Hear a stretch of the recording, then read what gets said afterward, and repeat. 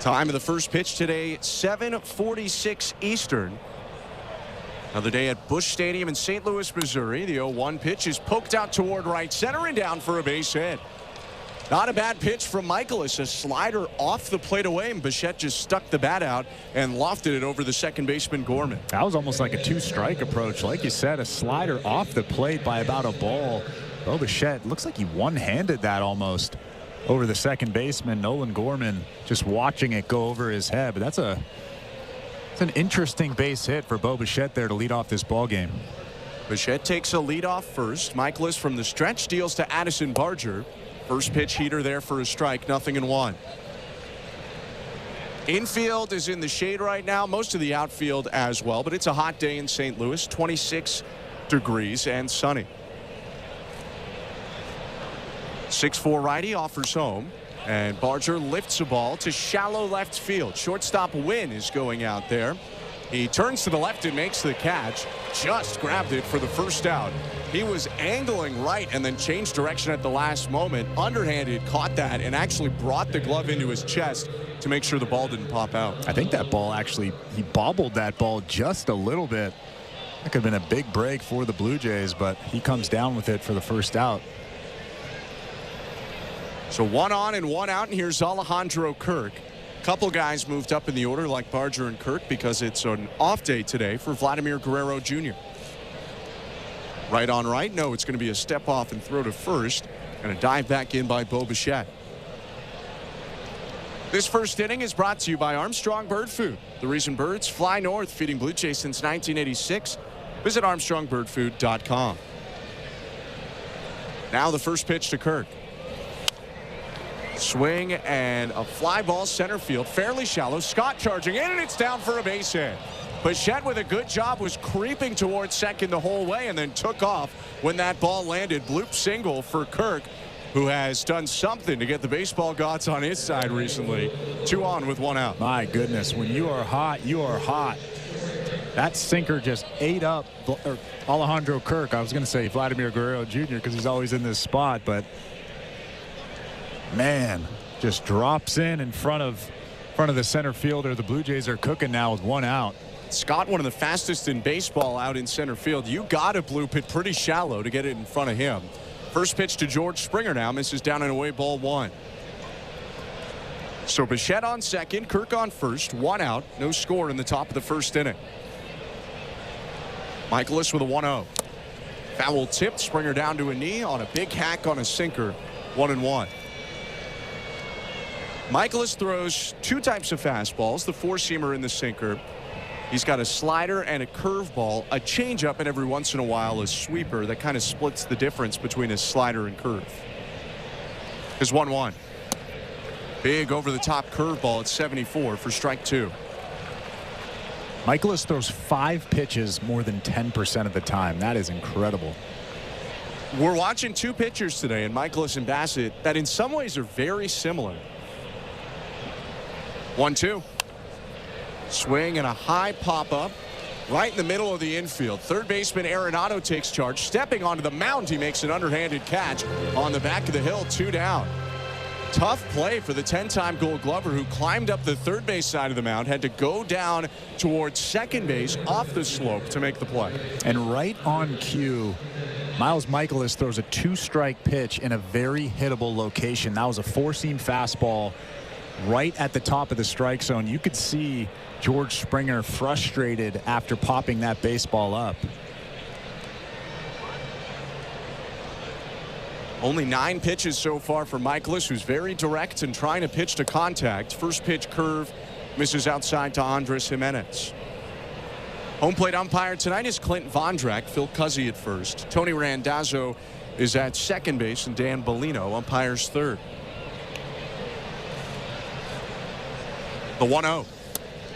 Down and in. Jimenez moved the back left leg out of the way. Almost got hit on the knee with that pitch. 2 balls, no strikes.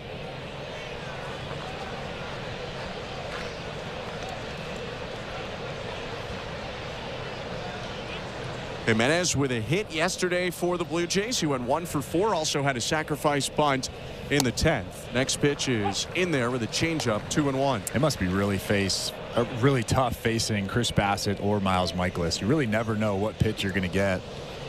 Like you said, two guys that throw all kinds of different pitches. 2-1. Down and in ball 3. Heard from some opposing hitters or managers when facing Bassitt that they found it better to look or guess at zones than pitches. Because there's so many options, they sit outside rather than sit on a certain fastball. 3-1 to Jimenez. Swing and a high fly ball. Deep right field. Ranging back, Burleson looking up at the wall. It's gone! Andres Jimenez with a first inning 3-run shot, and the Blue Jays jump in front 3-0 on Jimenez's first since the 5th game of the year. What a big swing for Andres Jimenez. The sequence went curveball, slider, changeup, slider, and then he got his pitch, a four-seamer right down the middle, and he didn't miss it. What a swing. He has looked like a different guy since returning from the injured list, and that's the cherry on top. 3-0 Blue Jays in the first as Ernie Clement takes a fastball for strike 1. Andres Jimenez, wearing quite an oversized jacket for him, walks down into the dugout. Looks like Ernie Clement in that jacket. 0-1. Ernie takes outside. 1 ball, 1 strike. Man, that's got to feel good for him. Just smashing that four-seam fastball right down Broadway. Next pitch inside, almost hit the left elbow of Clement. 2-1. Well, it feels like a long while ago now, but Andres Jimenez was the hottest Blue Jay to start the year. 3 homers in the first 5 games. Next pitch fouled off by Clement. 2 balls, 2 strikes. And then went through a real rough patch before he went on the injured list. But since returning, he's had a hit in all but 1 game. And he's come up with some big extra base hits like that one. 2-2 pitch. Swing and a sharp grounder to third, picked up on 1 hop by Arenado, who whizzes it over to first to end the inning. 3-run top of the first for the Blue Jays on 3 hit singles from Bo Bichette and Alejandro Kirk before an Andres Jimenez 3-run blast. 3-0 Blue Jays, middle of 1. You're listening to Blue Jays Baseball, brought to you by your local family-owned Crown Rust Control Center, streaming at sportsnet.ca and the Sportsnet Radio Network. Timber Mart is Canada's building center, a solid neighbor to call upon when you've got a job to do. Your dependable home improvement store that offers the added value of Air Miles reward miles with every purchase of $15 or more. For our participating location, visit timbermart.ca. Be at the ballpark on Wednesday, June 18th for a picture-perfect evening of Blue Jays baseball. Arrive early to receive your Kevin Gausman t-shirt giveaway, presented by Ryobi. Free to the first 15,000 fans. Find your seats at bluejays.com. At Crown Rust Control Center, protection runs deep because every Crown Rust Control Center is owned by a local family who cares beyond business. Your Crown Rust Control Center is 100% committed to their product, to you, to their community, which is your community. Protecting you and what matters to you is equally important as protecting your vehicle. Did you know spring's the best time of year to protect your vehicle from rust? For a special spring offer, find your local family-owned Crown Rust Control Center at crown.com. Breaking news coming at 5. Must be 19 or older. Ontario only. Please play responsibly. If you or someone you know has concerns about gambling, visit connectsontario.ca. This is Toronto Blue Jays baseball. Racing back Santander. Leaps at the wall, and he made the catch. On Sportsnet 590 The Fan and the Sportsnet Radio Network.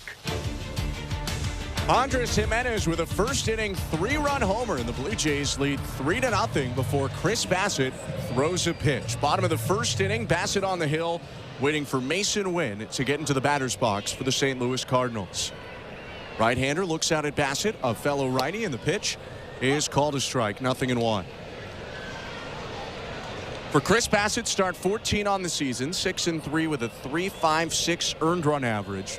36-year-old, 6'5", from Ohio. 0-1. Curveball is lined foul over the short wall into the netting down the left field line. 0-2.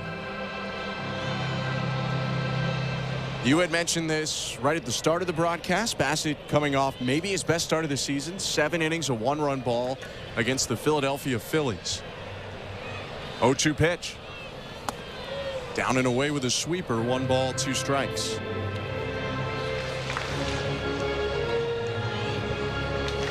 Already a couple shakes of the head from Chris Bassitt on his first miss of the day.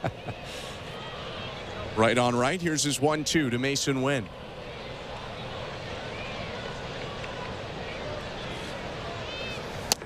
Swing and a miss. Strike 3. Elevated cutter outer half, and he gets Wynn for the first out. That's a perfect pitch right there. You could see Alejandro Kirk set up and away. Just hits the location, hits the glove for the first out of the inning. You can tell he's on right now. I know a small sample size, but things are looking pretty good for Chris Bassitt. Welcome to the Timbermark broadcast booth. That's Chris LaRue. I'm Ben Schulman. Show Ali, our host and producer. Tom Young, our technical director. First pitch strike to Ivan Herrera. DH today for the Cardinals, and the guy who hit that big 3-run shot in the 8th that briefly gave St. Louis their only lead yesterday. 0-1. Broken bat, soft liner off the glove of Bassitt. Charging from second. Jimenez has no play. That ball was lined right at Chris Bassitt, so he stuck the glove out. And kind of the worst case scenario. It would have been better if he whiffed entirely or if it hit it more flush, but it just nicked the glove of Bassitt, so it'll go as an infield hit for the DH. Yeah, it was a good pitch. It was a sinker in off the plate, just blew up Herrera's bat. But as a pitcher, if the ball comes at you, it's so hard to just let it go. Even though Chris Bassitt knew that ball was going right to Ernie Clement, he tried to make that catch, but tipped off his glove, and Herrera ends up at first base. And now first pitch way high and outside to Brendan Donovan. First left-handed hitter in the lineup today for St. Louis. 4 different lefty batters against Bassitt out of 9. 1-0. Called to strike, 1-1. I was interested to see, considering teams stack all of their lefties usually when Bassitt is in a game, that this was the day Ollie Marmol picked for Lars Nootbaar to have an off day. He was the top of their order hitter and a lefty batter yesterday. The 1-1. In the dirt with the splitter. 2 balls and 1 strike. 3-0 for the Blue Jays. Bottom of the first inning. With Ivan Herrera on first, the long-haired German-born left fielder Brendan Donovan hits, and there's 1 out. The 2-1 pitch. Swing and a high fly ball out to right center field. Should be playable for one of Roden or Straw, and Straw makes the catch as Roden got out of the way last second. 2 down. That's a scary situation out there. You see the right fielder and the center fielder both calling for it. You can see them screaming, "I got it, I got it." And then at the last second, Alan Roden veers off to the right. Center fielder's ball all day long, but when you're both screaming, "I got it," it's hard to hear the other person. Those two haven't played a ton together. Typically, Roden plays against righties, Straw against lefties. And in fact, this wasn't supposed to be the outfield configuration when the initial lineup came out, but there were some late switches. Chris Bassitt steps off the hill. Seems like he might be having some sort of pitch comm issue. Wilson Contreras steps out and back in. Nathan Lucas was supposed to be in the lineup today, hitting 7th, playing right, but he was scratched late. Roden bumped up in the order a little bit, moved from left to right. They brought Clase down in the order, and they brought Straw into the lineup. He took over center with Clase moving to left. First baseman Wilson Contreras takes strike 1 from Chris Bassitt. Runner on first, 2 outs, 3-0 Blue Jays. Bottom of the first inning. Contreras, a big right-handed hitter. Awaits an 0-1. Slow curve, strike 2.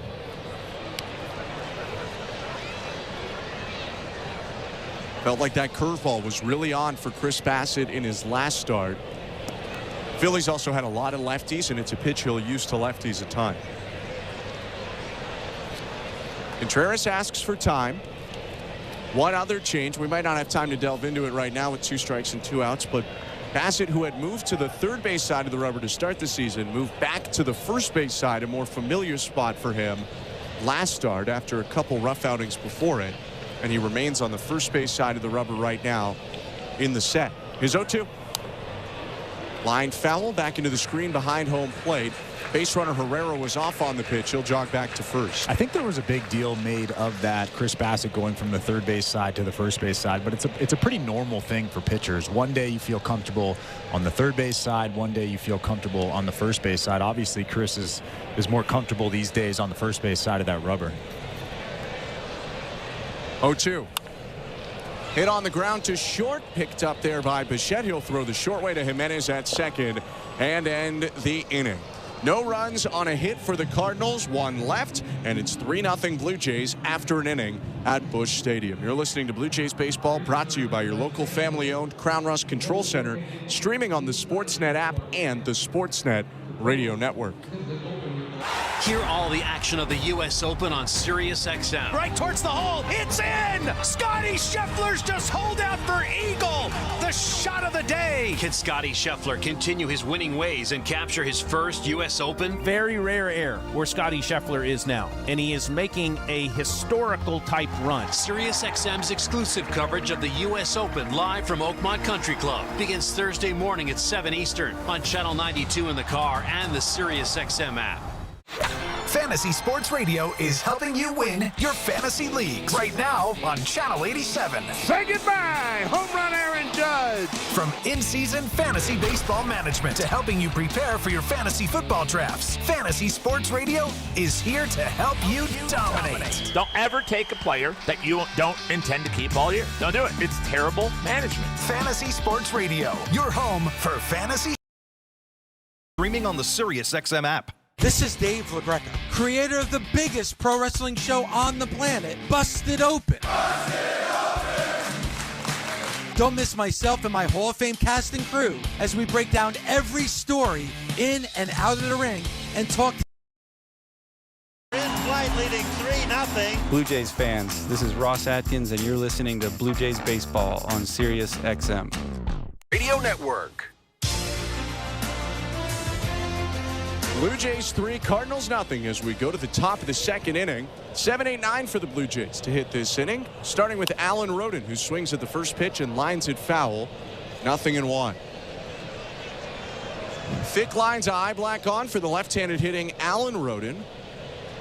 White arm sleeve on his right arm to match his white batting gloves and light-colored cleats. 0-1.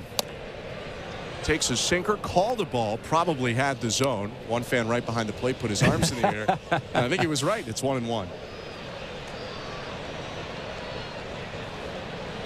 Roden, Straw Clase hitting. The 1-1 pitch to Roden misses outside. 2-1.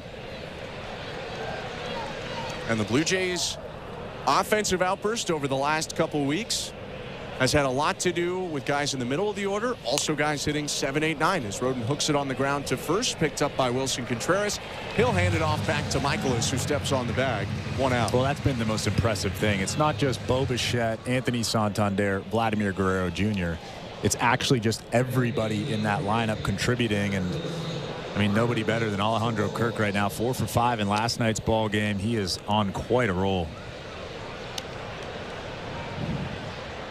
1 out, and Miles Straw hits. Mentioned this in the bottom of the first. Straw was not originally in the lineup today. The pitch. Outside, ball 1. He's been mostly saved for when Varsho was injured or hitting against lefties. Those were the main starts for him. I guess Varsho injured again as the 1-0 misses outside. 2-0. But specifically more the first stint because the Blue Jays didn't have Jonathan Clase at that point, who's now playing a fair bit of center field when there is a righty on the mound. Righty Michaelis steals home, and it's fouled back by Straw. 2-1. The second inning is presented by Bet365. At Bet365, you can bet on popular markets like hits, home runs, and total bases. Download the app and find out why it's never ordinary at Bet365. 19 plus, play responsibly. Ontario only. 2-1 lifted out to center field, ranging back toward the track. Victor Scott makes a one-handed catch, and there's 2 outs. That ball just kept going and going. A slider over the middle of the plate. Miles Straw hammered that thing to center field, and Victor Scott catches that thing on the warning track, almost up against that wall in center field. We've seen 1 home run so far this year from Miles Straw, playing in his 55th game of the season. We've also seen one home run from the batter right now, Jonathan Clase. He hit his first of the year yesterday. The pitch.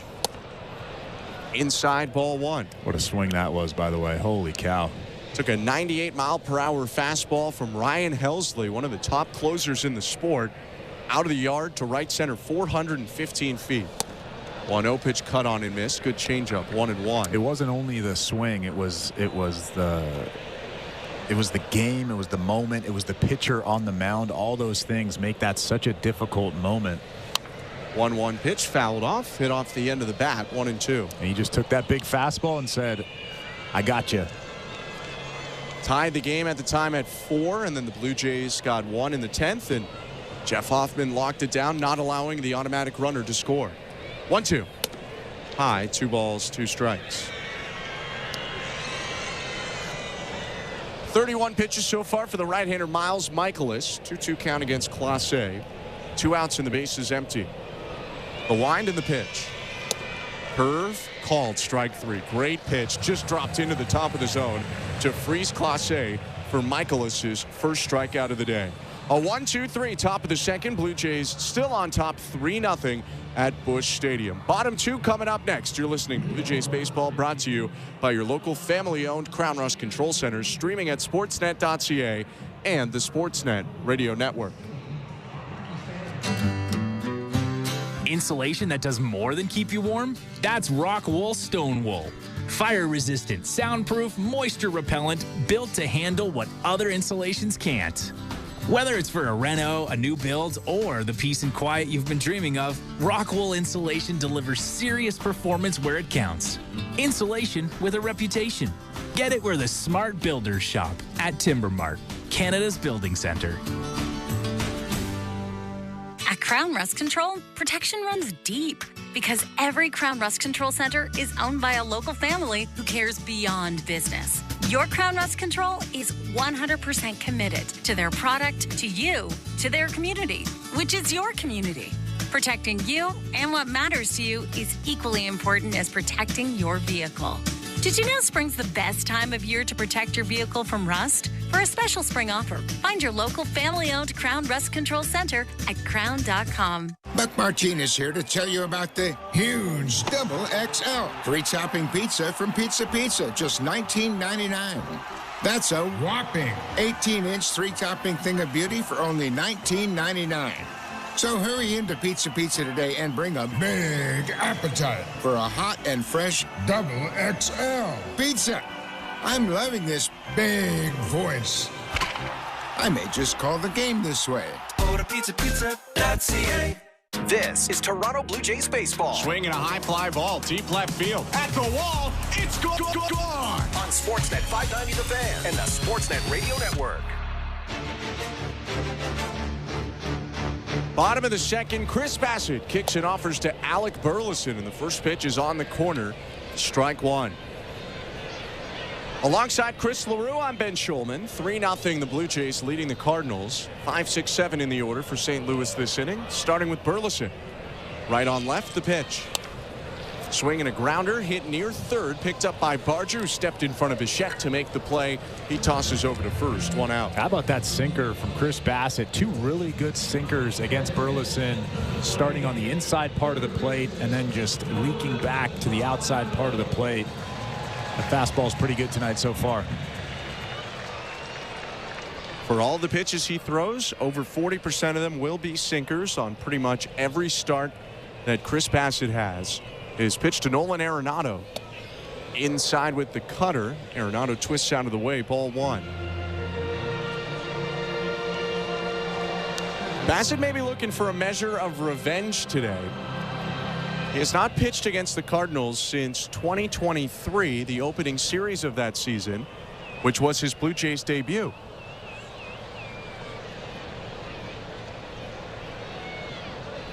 One 1-0 pitch. At the knees. No, it's not called a strike. It's 2-0. Chris Bassett staring in at the home plate umpire, probably wondering where that pitch was. That was a strike. Alejandro Kirk with a little head tilt. He'll save the big head tilts for later in the game when you don't have to massage the relationship with the ump as much. 2-0 pitch hit on the ground up the middle and into center field. But for Chris Bassitt, last time he was at this ballpark, you go back to the opening series of 2023, his Blue Jays debut. He allowed 10 hits and 9 earned runs in 3 1/3 innings pitched, a career high runs allowed. It was not exactly a big opening to his Blue Jays career, or if it was in the wrong way. And it really would not be an indication of how he pitched for the Blue Jays, where he's been mostly very successful with Toronto. Pitch to Nolan Gorman, high ball 1.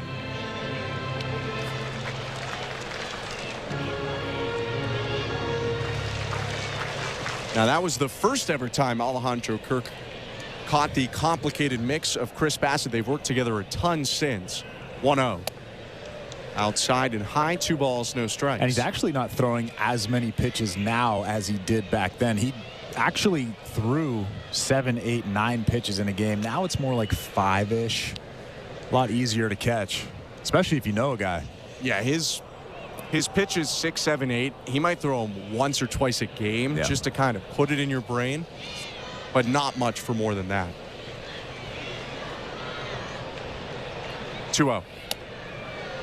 High and outside with the sinker, which he's wavered with his command on in the last couple at bats. It's 3-0.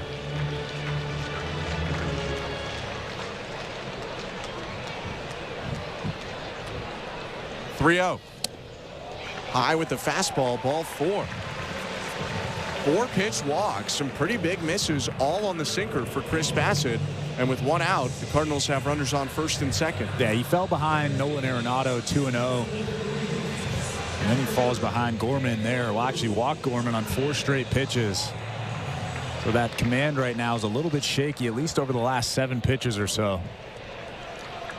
3-0 Blue Jays, bottom of the second. And the pitch to Pedro Pages, the catcher for St. Louis. No, it's going to be a step off first.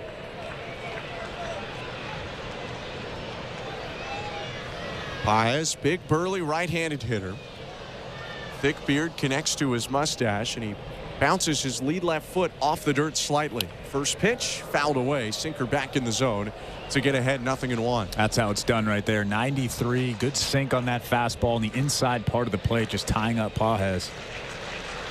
I know he just got back into the zone, but now he wants to dive out of it because Pages chases a ton. 34% chase rate, bottom 5th of the majors. So what? Never mind, go right on the corner with a sinker, strike 2. Well, even if you swing the bat there, the only thing you could really do is probably either foul it off or break your bat, but it's a good pitch. That's pitcher's pitch, down and in.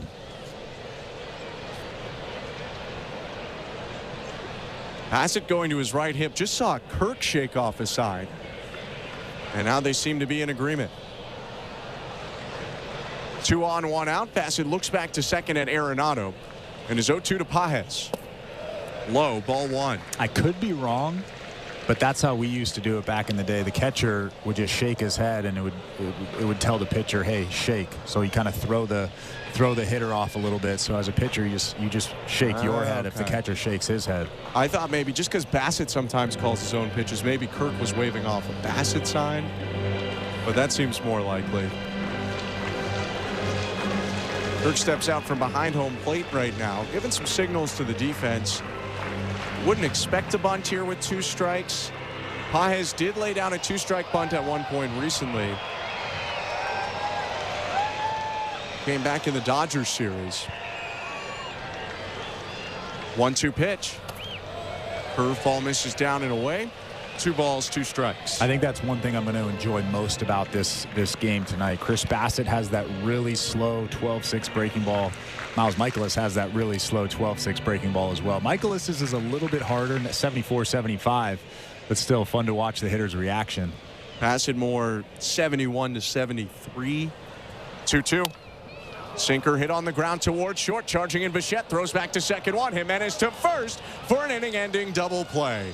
6-4-3, the Blue Jays turn it. Jimenez had to deal with the slide of Gorman going right into his midsection and still made the play to end the inning. No runs on 1 hit, no errors, 1 left, and it's 3-0 Blue Jays through 2 innings. You're listening to Blue Jays Baseball, brought to you by your local family-owned Crown Rust Control Center, streaming at sportsnet.ca and the Sportsnet Radio Network.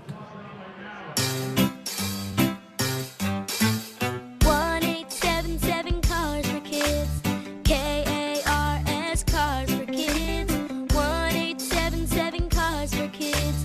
Donate your car today. Donate online at carsforkids.ca. That's cars with a K. Pickup is quick and easy. You'll benefit a child and get a maximum tax credit. 1-877 Cars for Kids.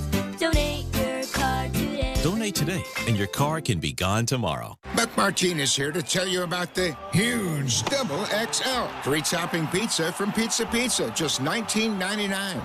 That's a whopping 18-inch 3-topping thing of beauty for only $19.99. So hurry into Pizza Pizza today and bring a big appetite for a hot and fresh Double XL pizza. I'm loving this big voice. I may just call the game this way. Order pizzapizza.ca. Breaking news coming in from Bet365. Must be 19 or older. Ontario only. Please play responsibly. If you or someone you know has concerns about gambling, visit connectsontario.ca. You know you make me wanna. Hi, this is Ernie Clement, and you're listening to Toronto Blue Jays Baseball on Sportsnet Radio Network.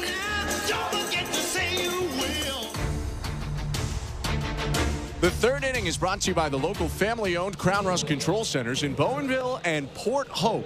Crown is proud to be Canadian-owned and operated since 1986, so protect your vehicle from rust today at your local Crown Rust Control Center or visit crown.com. Crown, Canada's #1 rust protection.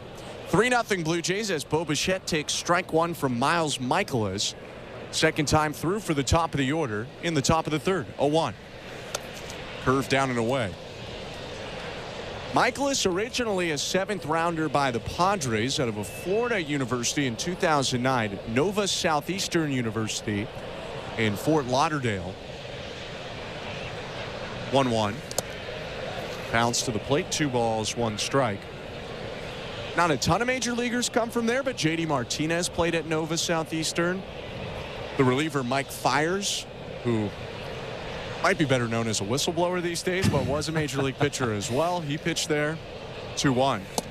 Swing and a miss. Big hack by Bichette on a fastball. 2-2. Wouldn't Fiers be best known for that weird mustache he had that one year? I think once he told the world what yeah, the 2017 true. Astros were doing, that's your legacy for good.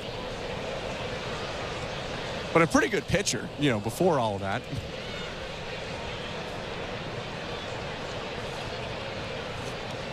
Two. Swing and a foul off to the right, into the seats out of play. Things, though, did not go very well for Michaelis early in his major league career. He came up with the Padres in 2012. Got hit right from the jump. First batter he ever faced was Giancarlo Stanton. Not a great matchup. He homered first at bat, and he generally struggled to get regular time with the Padres. 2-2. Swing and a bouncing ball up the middle. Hit to the shortstop. Win. Gathers. Tosses to first. 1 out. Had a little time with Texas after he was DFA'd by the Padres. Got released from Texas. Where Michaelis' career really turned around, which seems to be a more common thing these days than ever, is he went to Japan. Pitched 3 years with the Yomiuri Giants, also known as the Tokyo Giants. 2015 to 17 had a sub-3 ERA all 3 of his seasons. Pitch to Addison Barger, misses low, ball 1. It's really tough to pitch there in Tokyo for the Giants. Standards are so high. Think about the Yankees and then think about even higher standards than that. Next pitch called a strike, 1-1. So it's pretty cool that he was able to go there, pitch for the Yomiuri Giants, and actually have success as a foreigner. It's really, really rare. Parlayed that into a 4-year deal as the 1-1 is lifted very high down the right field line by Barger. Moving over into foul territory. Burleson leading over toward the seats. That one a couple rows deep. He had no play, Burleson, although he nearly ran over the attendant who was trying to get out of the way. It's 1-2.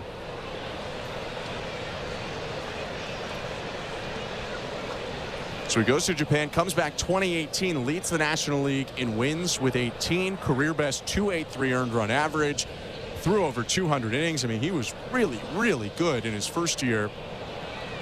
Got a 4-year deal ahead of 2019, signed another deal before 2023. 1-2 pitch. Called. Strike 3. Curveball on the outside corner. Gets Barger. Second strikeout of the day for Michaelis and his second out in the top of the third. Well, like I mentioned, that curveball is very similar to Chris Bassett's. It's just a little bit harder. That one was 77, but such a big break on it. Starts above the strike zone and ends up at the bottom of the strike zone, just clipping the black on the outside corner. A tough pitch to hit. 2 outs, and the pitch to Alejandro Kirk is another curveball that drops in for strike one. Things seem to be trending the wrong way for Michaelis in his mid-30s. 0-1 pitch, good sinker for a strike, nothing in 2. He was an all-star in 2022, but then near 5 ERA in 2023 and an over 5 earned run average in 2024, despite the fact he was the opening day starter for the Cardinals. But this year he's bounced back. His 0-2. Bounced down and away, 1 ball, 2 strikes. Ben, I have to say, though. What's up? The fact that he's 36 and still in the major leagues is pretty impressive. It really is. And if he maintains an ERA around 4, which is what he came into this game with, 1-2 pitch hit high in the air out to right center field, and Victor Scott makes the catch. If he keeps this up, probably a lot more baseball going forward for Michaelis. He's retired the last 7 he's faced, but because of the first inning 3-run shot by Jimenez, still 3-0 Blue Jays, middle of the third. You're listening to Blue Jays Baseball, brought to you by your local family-owned Crown Rust Control Center, streaming at sportsnet.ca and the Sportsnet Radio Network. Sports are all about moments. One of the most incredible, miraculous finishes we have ever seen. And you can hear them all. He scores! Alex Ovechkin! There's a new goal-scoring champion! As they happen. Oh my goodness! Shohei Ohtani, a sayonara swing! Live in the moment. Rory McIlroy on his knees. He's won the Masters. With live sports on Sirius XM and the Sirius XM app. Every night after the final out, the Round Trip Roundup brings you the scores, highlights, and analysis from every game across Major League Baseball, all in less than 30 minutes. Swung on and missed strike 3 and a no-hitter. It's the perfect way to get caught up on all the night's biggest home runs and best performances. And a high drive, deep right center. It's the Round Trip Roundup on MLB Network Radio every night on Sirius XM Channel 89 and every morning on the Sirius XM app. Baseball is back. It's former General Manager Jim Duquette, and every Sunday on the front office, we have you covered on everything happening across Major League Baseball. That's right, Duke. It's former Big League GM Jim Bowden. Injuries, extensions, promotions, demotions, and trades. We'll have you covered on all the news. We'll bring you the front office perspective as the season heats up. Front office with Jim Duquette and Jim Bowden, Sundays at 10 a.m. Eastern on MLB Network Radio, Channel 89, and on the Sirius XM app. From in-season fantasy baseball management to helping you prepare for your fantasy football drafts, Fantasy Sports Radio is helping you dominate. Channel 87 and on the Sirius XM app. Net Radio Network. Welcome to the Timber Mart broadcast booth. When it comes to home improvements, Timber Mart has the expert advice and the right products at the right price, so you won't find yourself out in left field on your next DIY project. Game on, home team. Timber Mart is Canada's building center. I'm Ben Schulman alongside Chris LaRouche, Show Ali, our host and producer, and Tom Young, our technical director. Number 9 hitter in the Cardinals order, Victor Scott II, leads off the inning. A lefty swinger in an open stance. The pitch from Chris Bassett. Swing and a high fly ball out to right field. Hanging up for Alan Roden, moves toward right center, calls for it, and makes a one-handed catch above his head. 1 out. Another pretty good cutter from Chris Bassett. This one at the top of the strike zone just misses the barrel of Scott. He gets jammed a little bit and hits a weak fly ball out to right field. Chris Bassett really efficient thus far. Once through the order, and with 7 outs already, he's thrown 29 pitches.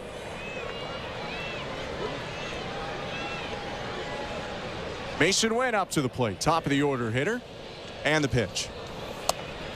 Outside, ball 1. We talked a little bit about this yesterday. Wynn drafted in the second round in 2020 by the Cardinals as a two-way player in Texas. It was interesting to hear some of Bobby Witt Jr.'s comments about it. Cardinals and Royals matched up recently in a Battle of Missouri. 1-0 pitch called a strike, 1-1, and it is a Battle of Missouri because even though they're in Kansas City, Missouri rather than Kansas. And Witt talked about facing Mason Wynn, the pitcher, in high school. 1-1. Swing and a high pop-up in between home and first. The first baseman today, Ernie Clement, moves in to make the catch on the infield grass. 2 down. He said, quote, "I always remember he could hit, he could play shortstop, had a cannon, but when he was on the mound, he was just so much above. He was throwing 98, 99 as a junior or sophomore, so second or third year in high school. It was one of those things," Witt said, where it's like he's kind of a smaller dude, but he's throwing hard. He's just a true athlete, end quote. It sounds like if he had chose pitching, he probably would be in the big leagues right now, too. 2 outs in the pitch to Ivan Herrera. Takes it all the way for strike 1. So the only thing that I would be concerned with is the height, 5'9". And again, this is no slight against people who are 5'9". But when you're pitching and you're shorter, that ball comes in just a little bit flatter. Doesn't have as much life on it. 6'5" Chris Bassett tosses in a curveball that was close. Called a ball outside. 1 ball, 1 strike. So it's much easier to barrel up, much easier to hit. I'm sure that the Cardinals thought about that. They had to have. Yeah. Because you don't give up on a guy throwing 98, 99 miles an hour. I don't care how good you are defensively. 1-1. High, 2 balls, 1 strike. Well, I can tell you if Marcus Stroman's listening right now, Chris, he's not happy with you. Well, there's obviously exceptions, yeah. But Marcus has a ton of sink on his fastball. I'd have to see Wynn pitch before I make any judgments. 2-1 is outside, 3 balls and 1 strike. Not to mention things have worked out very well for him anyway, so this is probably the right choice. And he's such a good defender at short, you couldn't really have him play short and hit and pitch, as we saw with the brief time Ohtani played outfield when he first got to the majors. 3-1 pitch tagged by Herrera deep to left field, but it's going to hook foul into the seats. It's 3-2. This is the opposite thing, but it's kind of like when I was catching in high school and college, scouts would always come up to me and say, "Why are you catching? You're 6'5", 175 pounds. You should be on the mound. You should not be catching." Right. Because catchers are supposed to be 5'9". Next pitch is bounce foul, 3-2 still. Obviously, catchers now are a little bit bigger. They tend to be, 6'2", 6'3", but back when I was about to be drafted in high school, most catchers were below 6 feet. Well, now they don't necessarily ask them to play every game, so you Right. can have a little bit more weight on your knees if you're in there 90 times instead of 130. 3-2, swing and a miss, strike 3. Caught him on a curveball that dipped below the zone for the second Bassett strikeout of the day and his first 1-2-3 inning. 3-0 Blue Jays as we go to the 4th. You're listening to Blue Jays Baseball, brought to you by your local family-owned Crown Rust Control Center, streaming on the Sportsnet app and the Sportsnet Radio Network.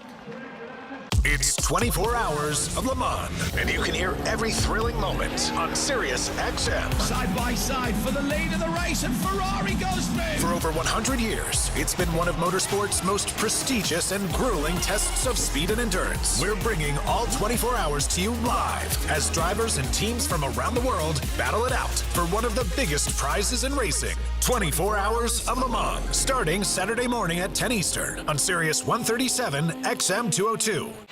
Fantasy Sports Radio is helping you win your fantasy leagues right now on Channel 87. Say goodbye, home run Aaron Judge. From in-season fantasy baseball management to helping you prepare for your fantasy football drafts, Fantasy Sports Radio is here to help you dominate. Don't ever take a player that you don't intend to keep all year. Don't do it. It's terrible management. Fantasy Sports Radio, your home for fantasy sports. Channel 87 and on the Sirius XM app.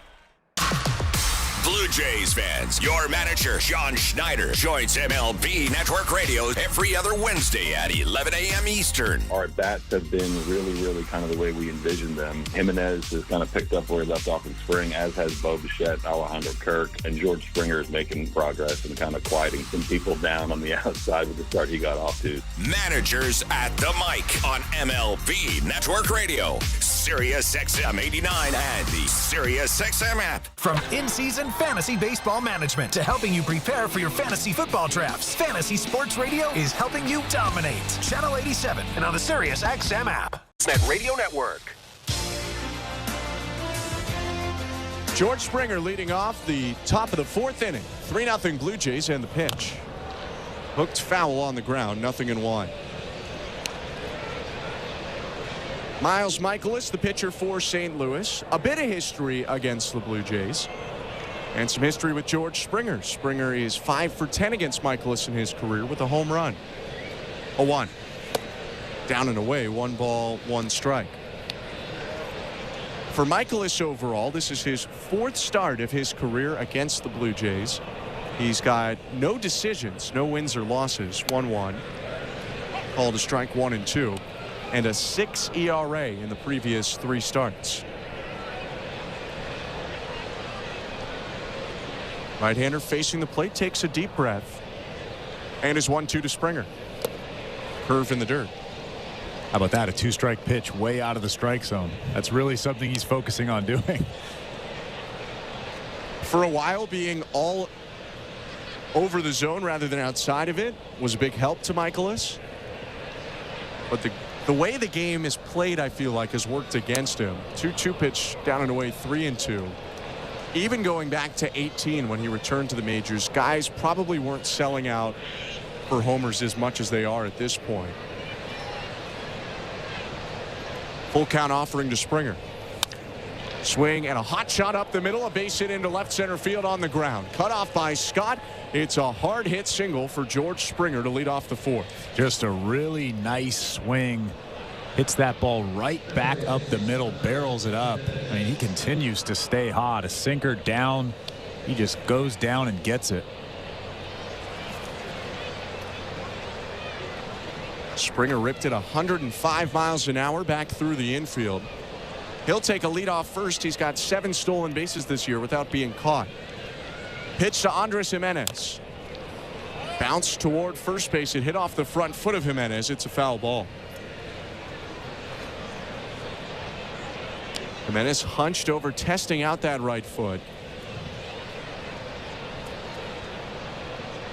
As he gets loose, we can let you know that this 4th inning is presented by Bet365. Download the Bet365 app for today's baseball odds and find out why it's never ordinary at Bet365. 19 plus, play responsibly, Ontario only.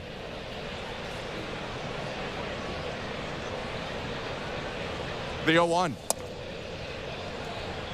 Misses down and in. Might have actually had the zone, but he missed the spot so much it made it look like a ball. 1 ball, 1 strike. I think Pages actually took that ball out of the strike zone. That was a weird frame job. Pages typically with quite a strong defensive reputation. Step off throw to first, and Springer dives back in. Pages started the year as the backup catcher, but when Herrera went on the injured list, they were so impressed with how Pages handled his responsibilities behind home plate that they kept him in and decided to make Herrera an everyday DH. 1-1 curve in there, strike 2.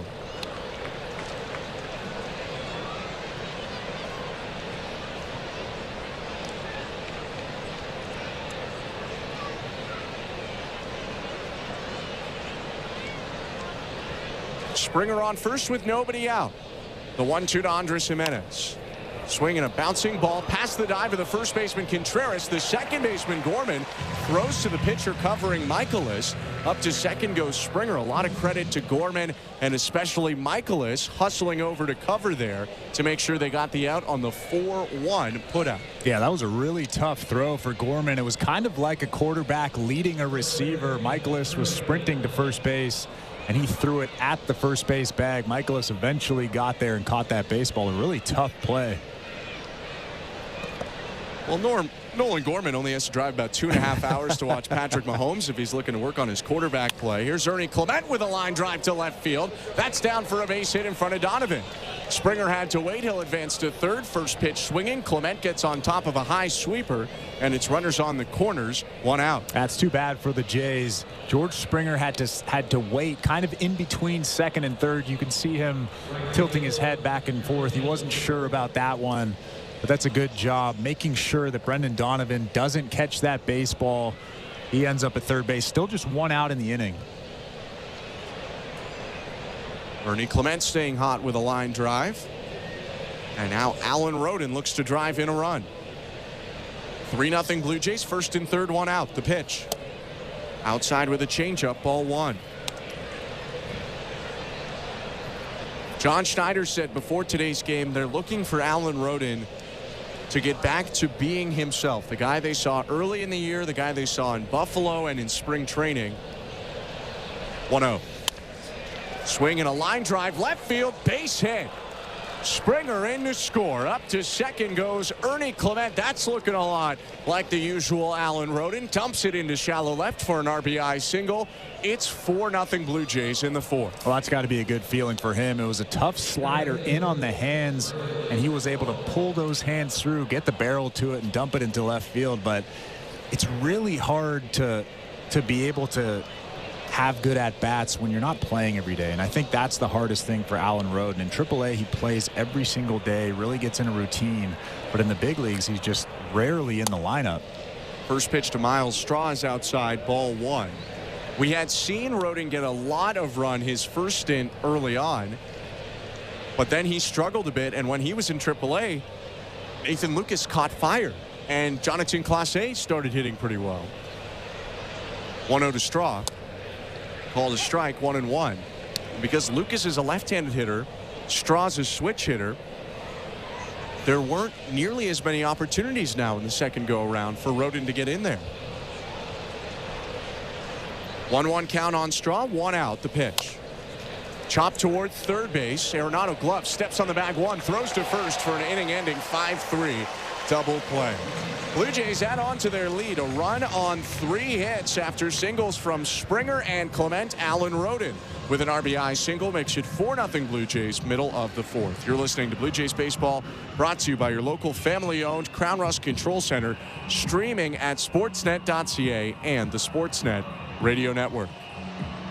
Every Friday home game is a City Connect Friday. And on this Friday, we shine. On June 20th, it's Pride Night presented by TD. The first 15,000 fans in attendance will receive a crossbody bag. City Connect Fridays. Night mode. Lights up. Let's go. At Crown Rust Control Center, protection runs deep. Because every Crown Rust Control Center is owned by a local family who cares beyond business. Your Crown Rust Control Center is 100% committed to their product, to you, to their community, which is your community. Protecting you and what matters to you is equally important as protecting your vehicle. Did you know spring's the best time of year to protect your vehicle from rust? For a special spring offer, find your local family-owned Crown Rust Control Center at crown.com. Be at the ballpark on Wednesday, June 18th for a picture-perfect evening of Blue Jays baseball. Arrive early to receive your Kevin Gausman t-shirt giveaway, presented by Ryobi. Free to the first 15,000 fans. Find your seats at BlueJays.com. Breaking news coming in at 365. Must be 19 or older. Ontario only. Please play responsibly. If you or someone you know has concerns about gambling, visit connectsontario.ca. Hola, soy Vladimir Guerrero Jr. Está escuchando a Toronto Blue Jays Baseball en la radio de Sportsnet.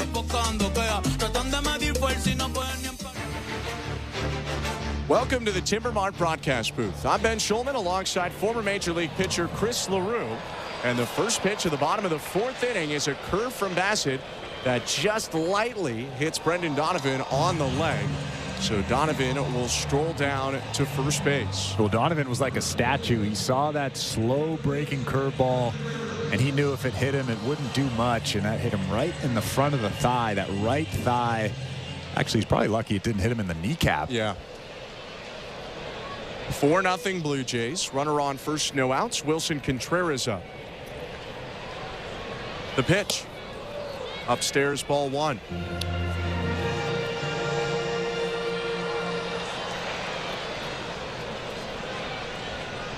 Contreras entered tonight hitting .252, 14 doubles, 7 homers, and 39 RBIs. 1-0. Foul tip, and he doesn't go down to a knee. He falls to the seat of his pants on that swing. It's 1-1. Both of his feet actually came off the ground, and he just fell right on his backside. That is a big swing, trying to go big fly on that fastball in the inside part. He resets himself, batting from the right side, 1-1. Is hooked on the ground, left field line. No, it's a foul ball. Just went wide of the bag, 1-2. They are really trying to jam him. 3 fastballs in a row on the inside part of the plate. That one, actually a pretty good pitch off the plate. That's really the only thing Contreras could do with that pitch. Contreras will walk back to the batter's box.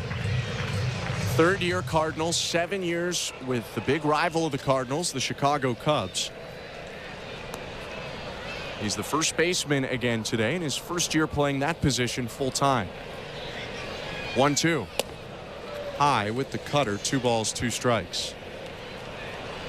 He's always produced, but he just had a rough year health-wise last year being a catcher. Broke his arm on a swing that hit him in the forearm by J.D. Martinez. Came back, broke his right middle finger in August. Played only 84 games. 2-2. Fouled back. Still 2 balls and 2 strikes. So he goes to first base for the first time this year, and the thought is an already good offensive player. Well, he's just going to break out. He doesn't have to worry about all the stuff a catcher worries about. Started the season 0 for 19 with 9 strikeouts. But he's been trending up all year. He's asking for pine tar spray right now. They're going to give him a sec to get some grip back on his bat. Entering this series, he was hitting .310 with an .885 OPS in the month of June. He had an OPS in the 600s in March, April, high 700s in May. Now really hitting his stride as the weather gets a little bit warmer in St. Louis. Yeah, he's still a really good player. Obviously had a month of bad baseball, but he's looking pretty good right now. 2-2. Swing and a miss. He got him. Elevated the cutter to the perfect spot on the outer edge again, and that's Bassett's 3rd strikeout today. 1 out. That cutter's really good tonight. Like you said, just located that thing perfectly just above the strike zone. You could see the frustration on Contreras' face. Maybe thinking something slow there, but that cutter is a pretty good pitch for him, at least tonight. Bassett may be looking now for a ground ball. Runner on first. Alec Burleson up with 1 out. The pitch. High ball 1. Burleson, a second rounder by the Cardinals in 2020 out of East Carolina. For the Pirates, he was both a pitcher and a position player through 140 innings in college. 1-0. Swing and a liner left center field, down for a base hit. Racing toward it, Straw making the turnaround second. Donovan into third. The throw will go back into second base, so it's runners on the corners. 1 out for the Cardinals. That was actually a really good job by Miles Straw throwing that baseball into second base. Ernie Clement was standing there keeping that run at first base. If Ernie Clement would have tried to get Brendan Donovan going to third base, that runner rounding first base probably would have taken second base. So you keep the double play in order. You keep that runner at first base. That's a good job from a very good center fielder. Miles Straw settles back in straight away in center field as Nolan Arenado comes up. He's already got a single today. 4-0 Blue Jays. Runners on the corners. 1 out, bottom 4. First pitch, chop foul, third base side, 0-1.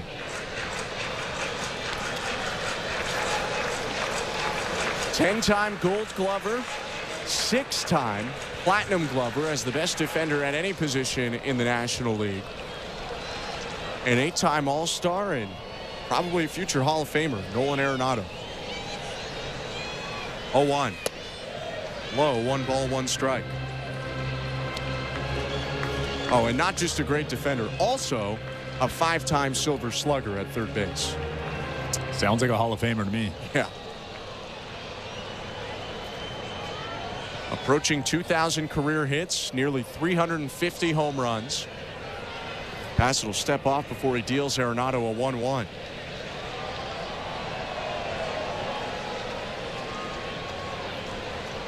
Cardinals, though, really were trying to move Arenado to free up third base and free up some money in what was supposed to be a rebuilding year this year, but they couldn't get him moved in the offseason. Now Bassett steps off again. That's the 2nd time in a row. So if he was thinking about picking off at all, that's probably not in the cards anymore. Burleson on first, Donovan on third, the 1-1. is lined out to left field and down for a base hit. Cut off in the gap by Clase. In to score, Donovan. All the way around to third. It goes Burleson. Arenado with an RBI single to put the Cardinals on the board. 4-1, the Blue Jays lead. Bottom of the fourth. Well, Burleson was off on contact, so he got to third base pretty easily. But Nolan Arenado continuing to swing the bat pretty well in this series so far.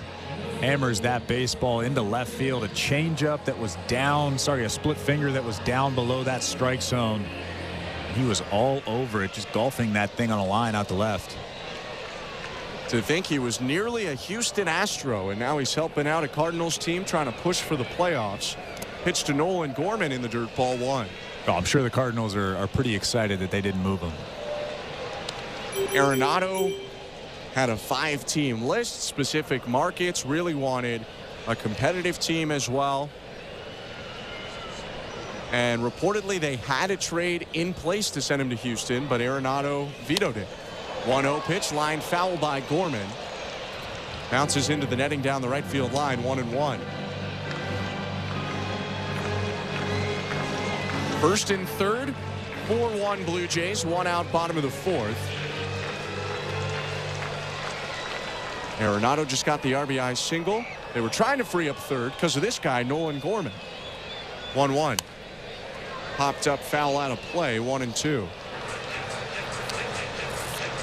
Gorman, a natural third baseman, playing second base today, where he's had to play a fair bit in the majors because Arenado has been at the hot corner so often for St. Louis.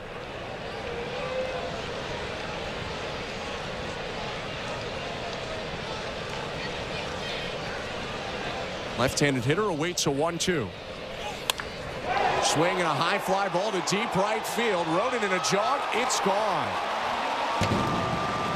We are tied at 4 in the bottom of the fourth on a 3-run homer by Nolan Gorman, his third of the season. Well, it was almost like Nolan Gorman was expecting that cutter. It was just mislocation from Chris Bassett. They were trying to throw that cutter up and away just above the strike zone. It ended up inside, still above the strike zone, but it was almost like Gorman expected that pitch. He was all over it, ripping it on a line out of here for a 3-run home run. After a fairly quiet first 3 innings for the Cardinals, a 4-run fourth, and there's still only 1 out in the inning. Pass it to Pedro Pajes. Bounce toward third base, charging in. Barger throws over the head of Bassett over to first, and there are 2 down. Nolan Gorman, a big prospect and a first-round draft pick, had a rough year last year, so people have maybe forgotten about him a little bit, but this is a guy who hit 27 homers in his age 23 season, something that only he and Albert Pujols have done in the history of the St. Louis Cardinals. Pitch to Victor Scott, lined up the middle over the head of Bassett into center field, a base hit.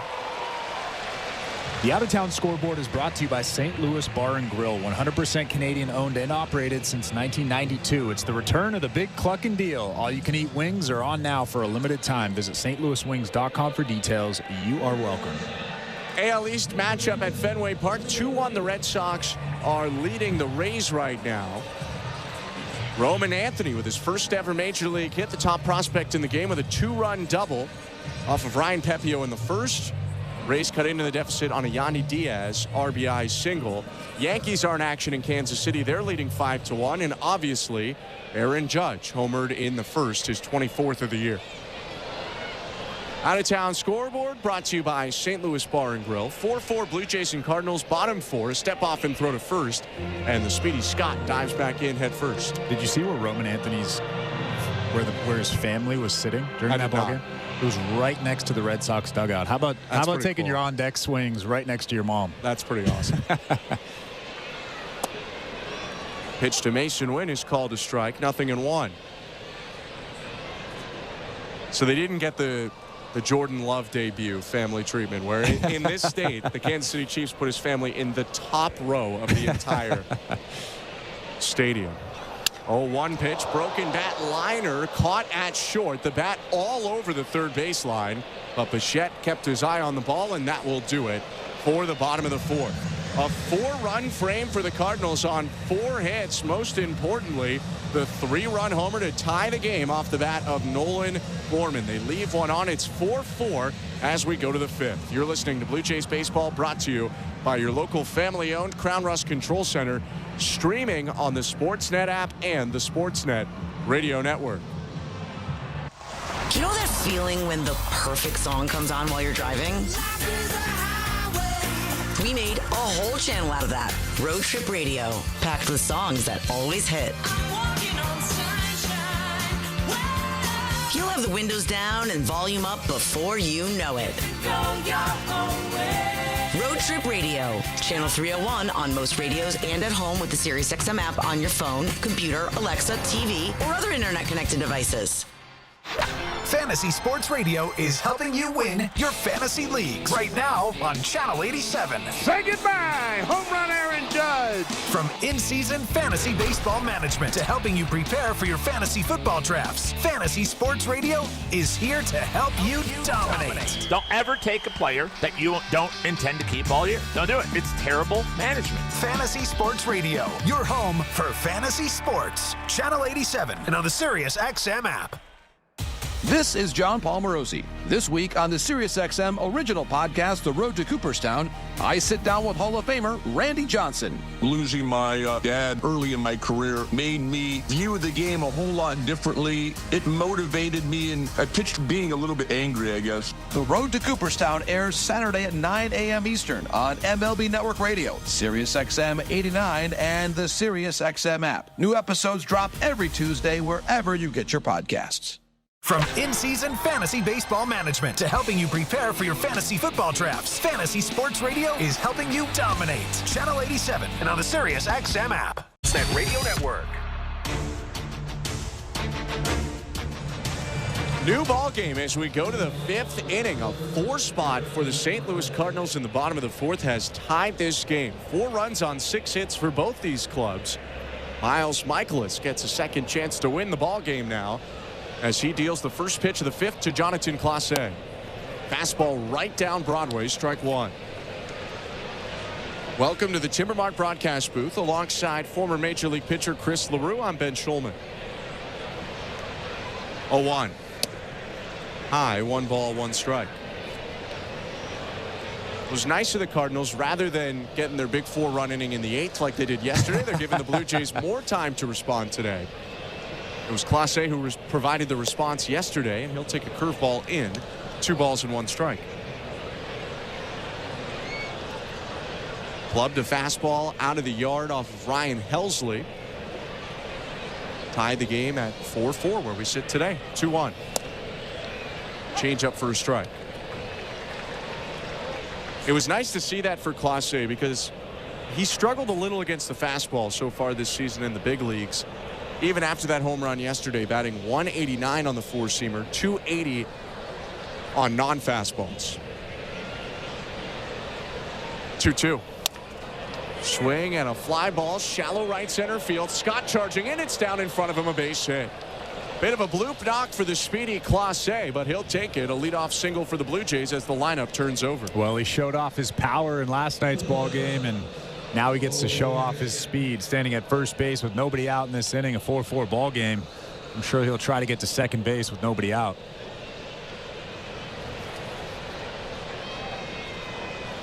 Three stolen bases on the year for Clase. He puts that red sliding mitt onto his left hand as Bo Bichette steps in. The pitch. Down and away with a slider, 0-1, or pardon me, 1-0.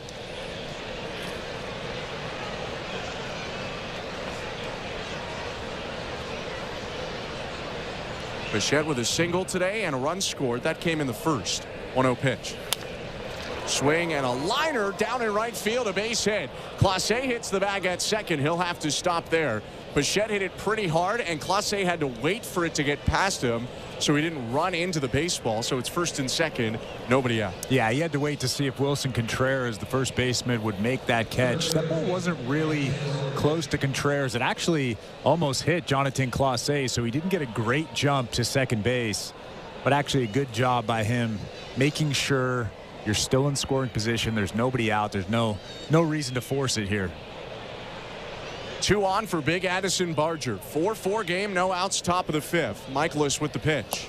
Curve low, ball 1.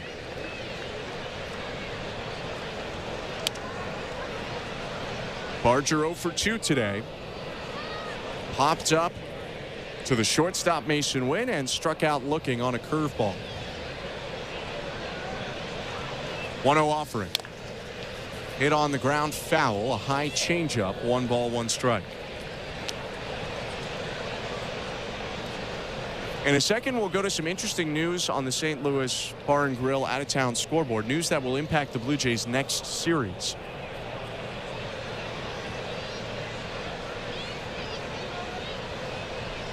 One pitch. Swing and a liner headed to left field down the line. Fair ball bouncing into the sidewall. In to score Clase. Up to third Bichette. And into second Addison Barger with an RBI double. Blue Jays take the lead right back. It's 5-4 in the top of the 5th. Well, if you're Miles Michaelis, you are pulling your hair out on that mound. A soft base hit to lead off this inning to Jonathan Clase. And then a very, very soft base hit there. Just about a foot fair down that left field line off the bat of Addison Barger. Blue Jays score a run there. They have runners at second and third and still nobody out in this inning for Miles Michaelis. The big Barger muscles are not just for 400-foot home runs. They're for miss hits that he still muscles into the outfield. And now Alejandro Kirk in a huge spot. All he's done is come up in huge spots consistently all season. Infield is in for the Cardinals. Kirk already with a single and a run scored today. He had a bit of a bloop back in the first. The pitch.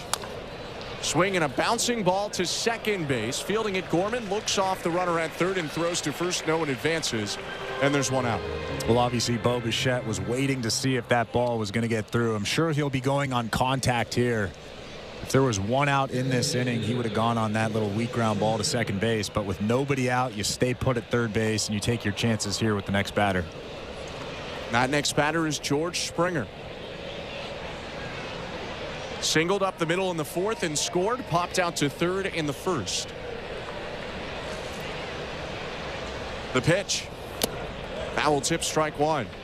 So on the St. Louis Bar and Grill out-of-town scoreboard, a couple hours ago, it was announced that Aaron Nola of the Phillies suffered a setback in his recovery from his rib injury. The thought going into the weekend series was that he could very well start against the Blue Jays. 0-1 pitch, grounded foul, third base side. 0-2. But obviously that's not going to be the case now. And in fact, some reporting that he's not going to be available until the All-Star break, maybe even later than that. And that's a long ways away. That's a huge deal for the Philadelphia Phillies, who are reeling at this point. All-Star break is about a month away from now. 0-2. Outside, 1 ball, 2 strikes. If they shut him down for a couple weeks, and he's still got a multi-week ramp up to go.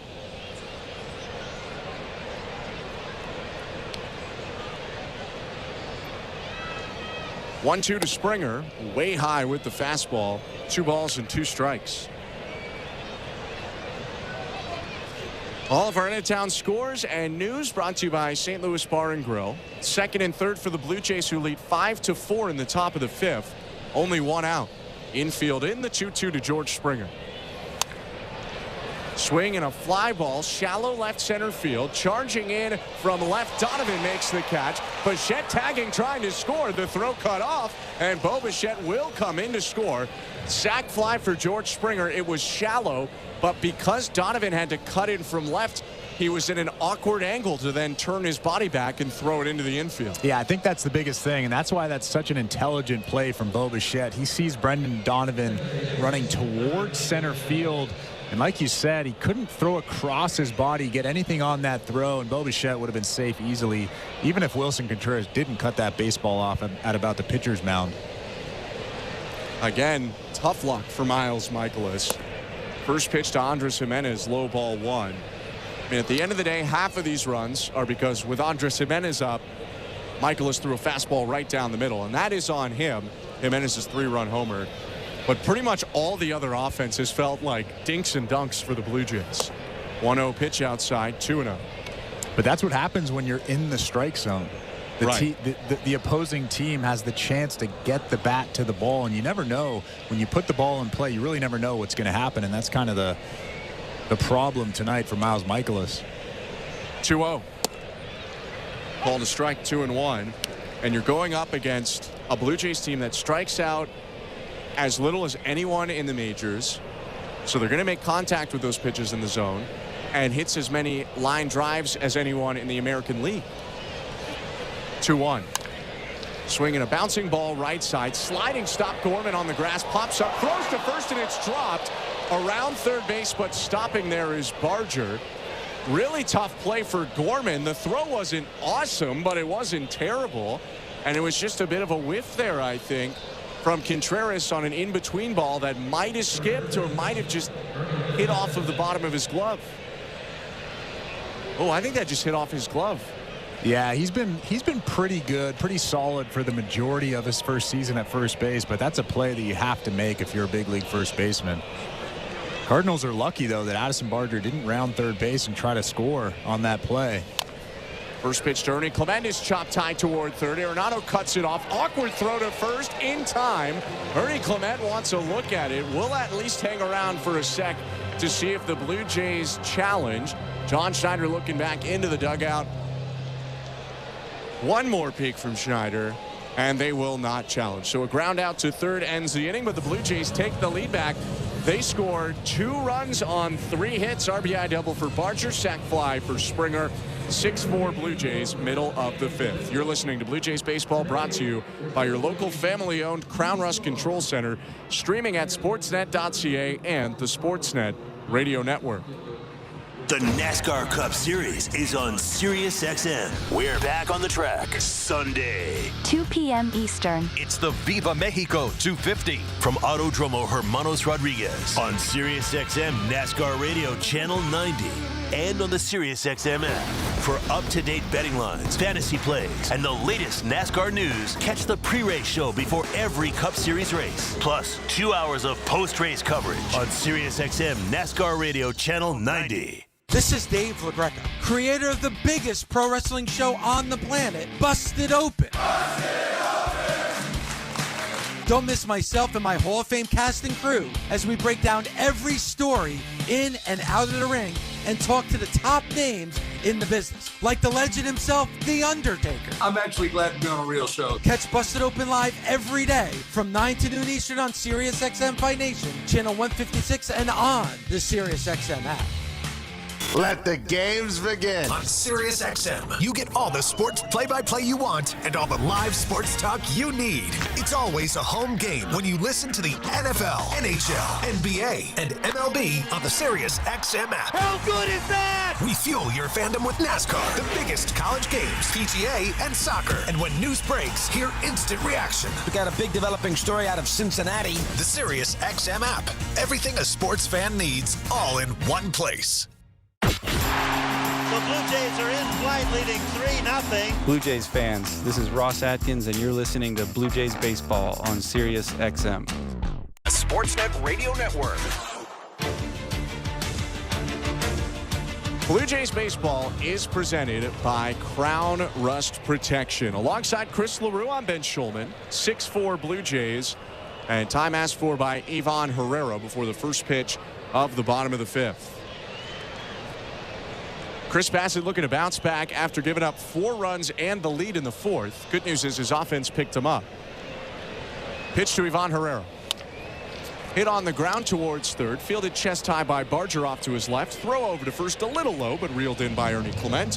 1 out. Well, this is a big shutdown inning for Chris Bassett. Like you said, his offense got back in this ball game, got the lead for him yet again, 6-4. So you got to throw strikes. You got to pound that strike zone. He does a good job getting the first out there. He'll take on Brendan Donovan now. 1 out, bases empty. The pitch. Called a strike. That 4-run 4th inning started kind of quietly. Maybe we should have seen the warning signs, but he hit Brendan Donovan with a curveball to start the inning. A 1 curve is hooked on the ground. Fielded at first by Clement. Flips back to Bassett for the out. John Schneider had mentioned this before the game. Ernie Clement just stepped in front of Andres Gimenez to field that ball. Ernie is still new to first. They're telling him now, that's not your ball. And that's one of the nuanced things about playing first that can be difficult for people who haven't played there much, when to go off the bag and when not to. Yeah, right after that play ended, you could see Chris Bassett speaking to Ernie Clement. Andres Gimenez had a couple words to say to him. They got the out, so it's not the end of the world, but you just have to let him know, hey, that's an easy play for a second baseman. Get back to your bag. Pitch to Wilson Contreras. Outside, ball one. Schneider had said, Ernie's played so much second and short, and he has so much range that you have to remind him constantly, unlike the other positions, it's not your job to go get every ball near you. And that was actually a difficult play for him. Yeah. He's really smooth, really good with the glove, obviously, so it was probably easy for him, but it was a much more difficult play than it would have been for Andres Gimenez, who was standing right behind him. 1-0. Hit on the ground foul, 1-1. Also, when they're doing PFP in spring, unless I'm mistaken, Ernie Clement was not playing first base, flipping over to pitchers very much. There was probably more Alejandro Kirk and Tyler Heineman at first base than there was Ernie Clement over there. 2 outs in the 1-1 to Contreras. Check swing on a curve, appeal down to first base. No swing, says Phil Cuzzy. 2-1. Also, I probably shouldn't say this, but you're just going through the motions during a PFP. Right.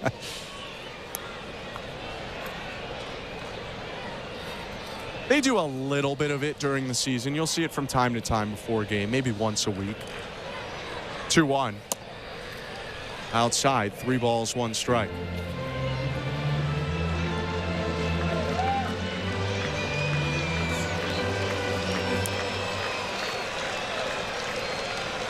Contreras today 0 for 2, ground out and strikeout. 3-1 pitch, and he fouls it behind him into the brick backstop at Busch Stadium. 3-2. Looks like Wilson Contreras is frustrated with himself there, actually trying to swing at that pitch. That was a good pitch. It was a sinker inside on the black, but on a 3-1 count, you just let that pitch go.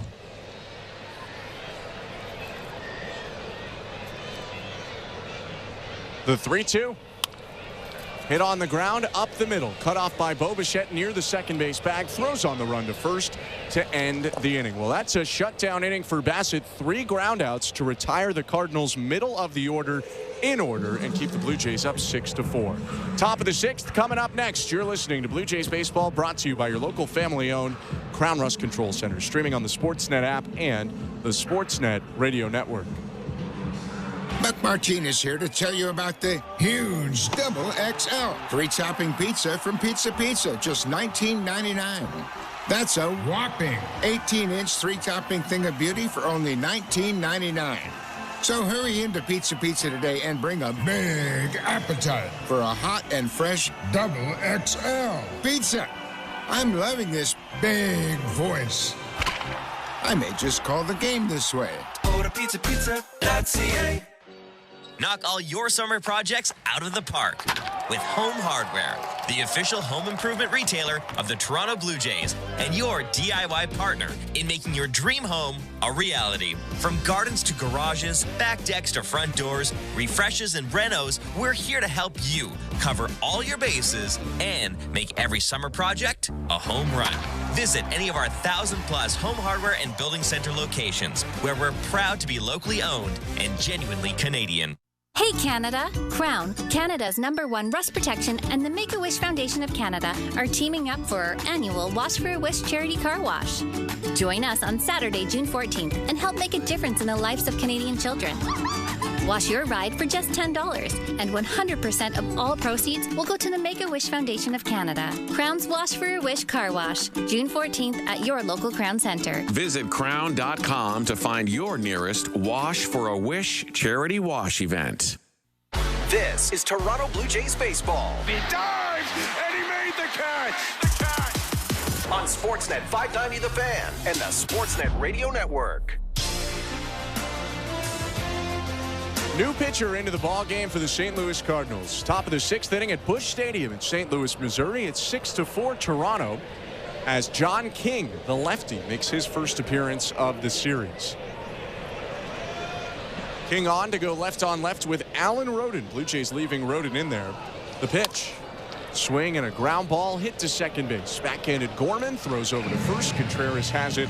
One pitch, one out for King. This pitching change is brought to you by Home Hardware, the official home improvement retailer for the Toronto Blue Jays. Locally owned, genuinely Canadian. Blue Jays chased Michaelis out of the game after 5 innings of 9-hit, 6-run ball. They put the ball in play a lot, and good things tended to happen. Pitch to Miles Straw, shows bunt, pulls it back, and that pitch is down and away, ball 1. Arenado was crashing. If there's one guy that I wouldn't bunt against, it's probably Nolan Arenado. Yeah. 1-0 pitch.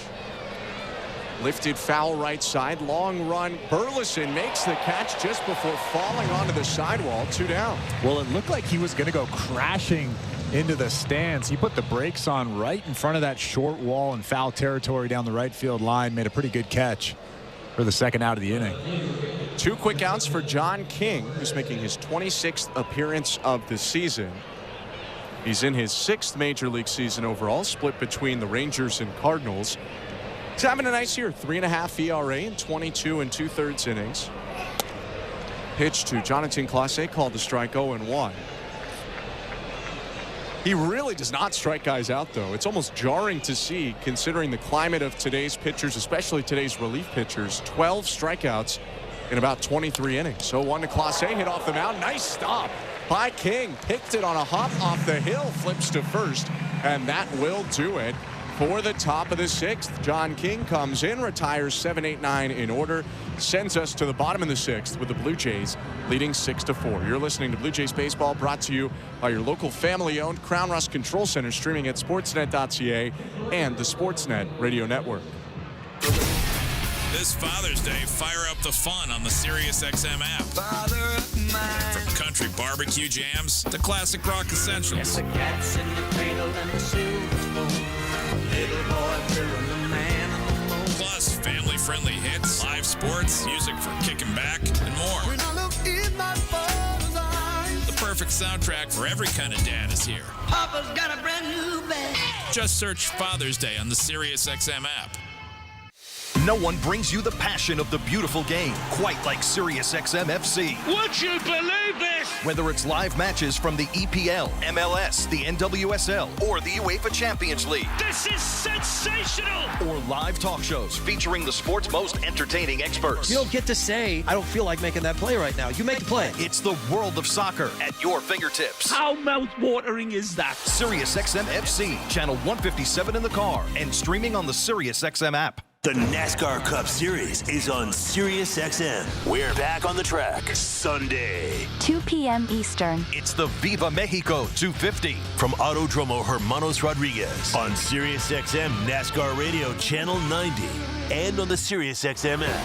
For up-to-date betting lines, fantasy plays, and the latest NASCAR news, catch the pre-race show before every Cup Series race. Plus, 2 hours of post-race coverage on SiriusXM NASCAR Radio Channel 90. 24/7, 365 coverage of all things NASCAR. All things NASCAR happens exclusively on SiriusXM NASCAR Radio Channel 90. Sportsnet Radio Network. Welcome to the Timbermark broadcast booth. Alongside Chris LaRue, I'm Ben Schulman. Show Ali, our host and producer, and Tom Young, our technical director. Following the game today, Blair and Barker have Blue Jays talk. You can already text in your thoughts at 590-590. Leave your name and location. Chris Bassett back on the hill, deals to Alec Burleson, and a first pitch curve misses low, ball 1. Burleson 1 for 2 today. He had the first of 4 hits in that 4-run 4th inning. All of the runs today for the Cardinals. Blue Jays up by 2, leading 6-4. The 1-0. Sliced foul off to the left, 1-1. This isn't a shutdown inning because the Blue Jays didn't score in the top half. But you still have to pound the strike zone. You don't want to walk the leadoff hitter. Bring that tying run to the plate. It's Nolan Arenado on deck as well. 1-1. Curve clips the outside edge. Called strike, 1-2.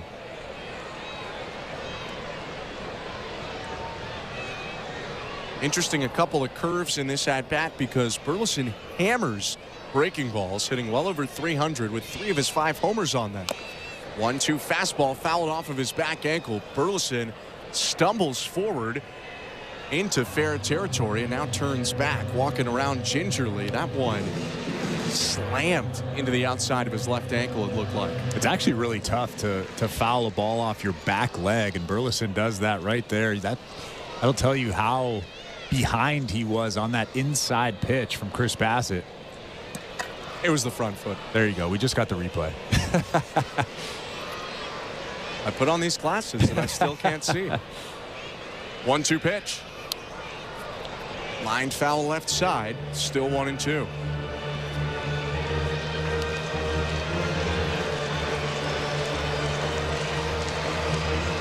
Coming off a 20-double, 20-homer season, Burleson 8 doubles, 5 homers so far this year. 1-2 pitch. Fisted out to shallow right field. Moving forward, Alan Roden makes the catch. 1 out. That was a pretty good cutter on the inside part of the plate. Just off the plate inside. Just jams Burleson. A weak fly ball out to Alan Roden in right field for the first out of the inning. That's a big out, especially with Nolan Arenado coming up to the plate. He's swinging the bat very well over the last couple of days. Arenado with 2 hits today. First pitch hit on the ground to shortstop. Picked up Bo Bichette. He'll toss over to first, 2 down. Blue Jays in St. Louis. Let's go over to the St. Louis Bar and Grill out-of-town scoreboard. That was smooth, Ben. Thank you. And here's one we don't do much. The Canadian men's national soccer team is in action today in a friendly match against Côte d'Ivoire, also known as the Ivory Coast. It is 0-0 right now in the 32nd minute of that friendly. Côte d'Ivoire, a very solid team.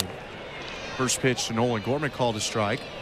0-1, and Toronto FC's Jonathan Osorio in the lineup today for Canada.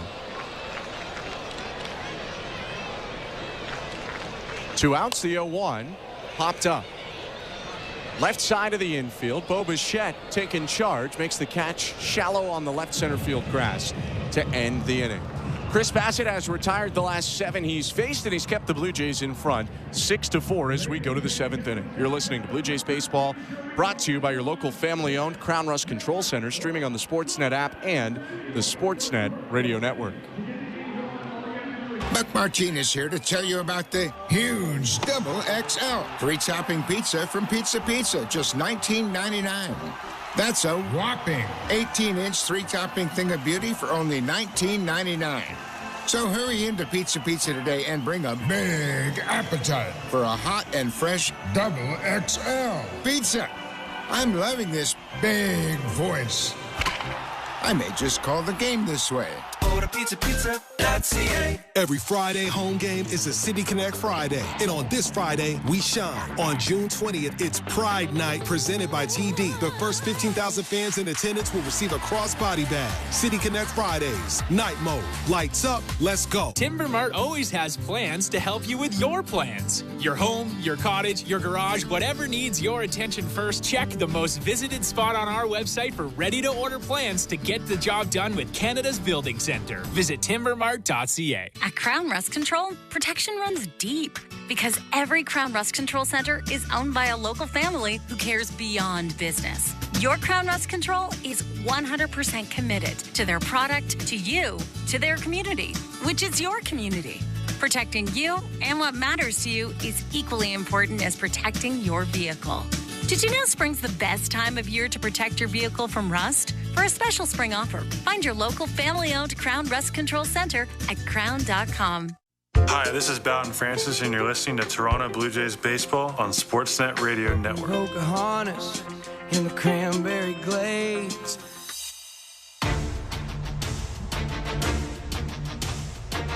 Top of the 7th, 6-4 Blue Jays. Second inning, a work for the lefty reliever for St. Louis, John King, who deals to Bo Bichette and misses down and in, ball 1. Lefty King had a quick top of the 6th, retiring the bottom third of the order in order. His 1-0 to Bichette. Swing and a liner foul, 1-1. King, a sinker baller.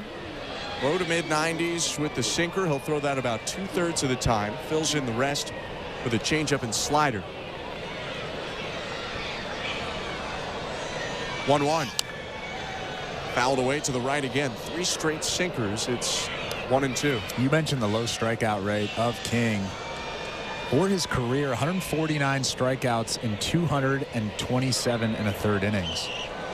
That might be the lowest strikeout rate I've ever seen. Oh, sinker runs up and in near the chin of Bichette. Hits off the backstop. Bo leaned back and took a couple of steps backpedaling out of the box. It's 2-2. That's scary. I don't care what the velocity is. That was a fastball at 94 miles an hour up around the chin. You could just see how uncomfortable Bo Bichette is right now. He's back in the box, though. Kings 2-2. Swinging a fly ball out to right field. Moving back toward the warning track. Burleson reaches out for the wall. He makes the catch a little bit before the fence. 1 out. That ball traveled really well out to right field. Bo Bichette getting underneath it. Maybe just a little bit too much. Burleson was about 10 feet from that right field fence. So 1 out and Addison Barger to hit. RBI double. A bloop down the left field line for Barger in the 5th. King offers and Barger breaks his bat on a bouncer up the middle that sneaks through into center field. Gorman, the second baseman, was pursuing it, reached down for it, but it just got past him, and Barger's got a 2-hit day. Addison Barger broke his bat on that single up the middle. It was a fastball inside. Addison Barger got jammed, but that's 2 soft hits for Addison Barger today, and I guarantee he will take both of them.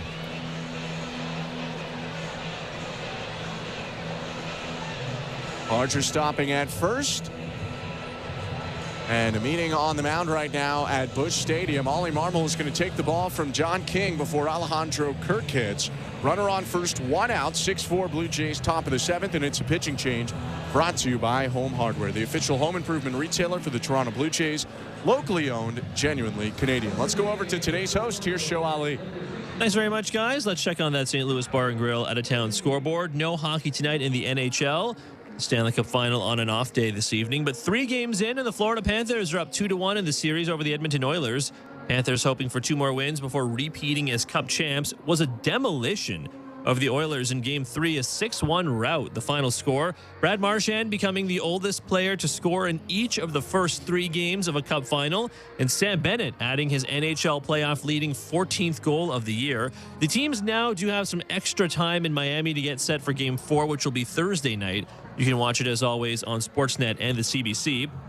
And we are at the end of the season, more or less, which means we have some award news. Earlier today, the winner of the Calder Trophy was announced. It is handed out annually to the league's top rookie, Montreal Canadiens defenseman Lane Hutson, earning the first bit of hardware in his career. Hutson earning 165 of 191 possible first-place votes, a runaway win. Flames goaltender Dustin Wolf, 15 first-place votes. Sharks forward Macklin Celebrini taking 11 votes. Hudson's 60 assists, matching Larry Murphy with the Kings for the most by a rookie defenseman in NHL history, while his 66 total points trailing only 3 players for the most by a rookie blue liner. No rookie, regardless of position, has registered more assists for the Habs in a single season, and Hudson is now the first Habs player to win the Calder Trophy since Ken Dryden won in 1972. Blue Jays baseball, as always, is brought to you by Crown Rust Protection. Let's get you back to the action with the call. Here are Ben Schulman and Chris LaRue.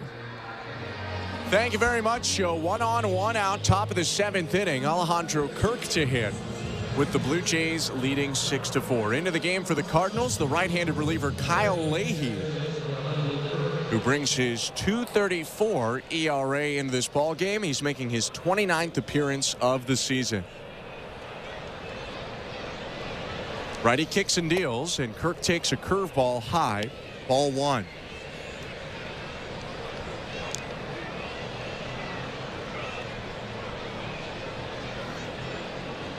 Leahy, 4-seamer, slider, sweeper, curve, change, sinker. Misses down and away with a 4-seamer. 2 balls and no strikes.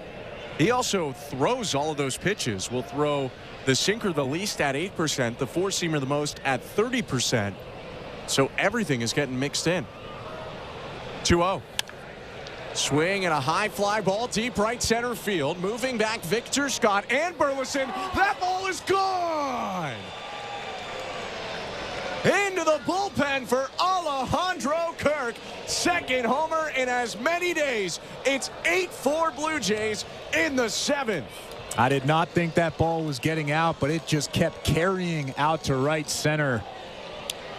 And at some point, a scouting report on Alejandro Kirk has to say that he's very good at going the other way. Teams' pitchers continue to throw him away, and he continues to do damage. That was a 94-mile-an-hour fastball up and away, and yet again, he hammered that pitch out of here for an 8-4 lead. First pitch to Springer misses down and away, ball 1. For Kirk, his 5th homer of the season, now up to 31 RBIs on the year. 1-0. Swing and a liner. Bounces off of the shortstop Wynn and drops into shallow left. Skipped right before him. Springer is safe at first. On a scoring decision that could go either way, but Blue Jays don't care. They have a runner on here, already up 8-4. And I would imagine that that's a base hit. That's a tough play. George Springer hit that ball pretty hard. It was a short hop over there at shortstop. Mason Wynn probably doesn't get George Springer at first base, even if he comes up with that ball. I would give it a base hit. They agree in St. Louis.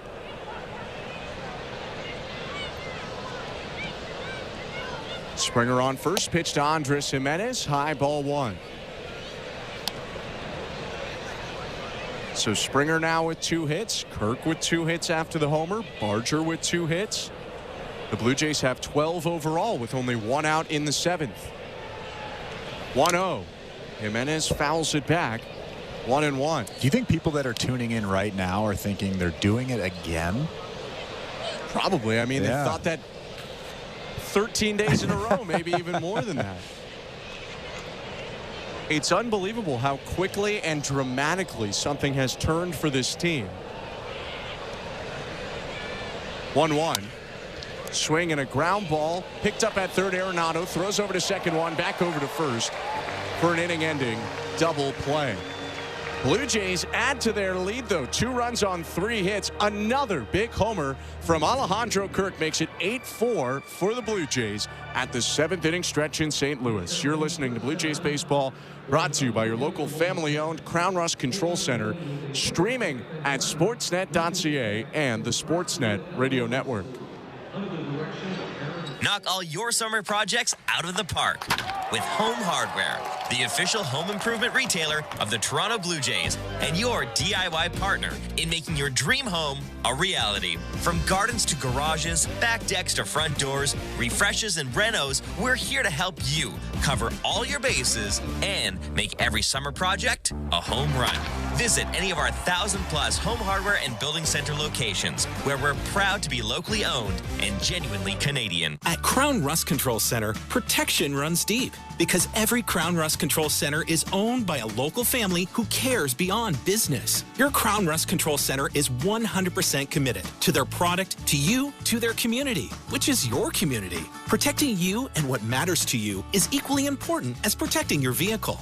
Did you know spring's the best time of year to protect your vehicle from rust? For a special spring offer, find your local family-owned Crown Rust Control Center at crown.com.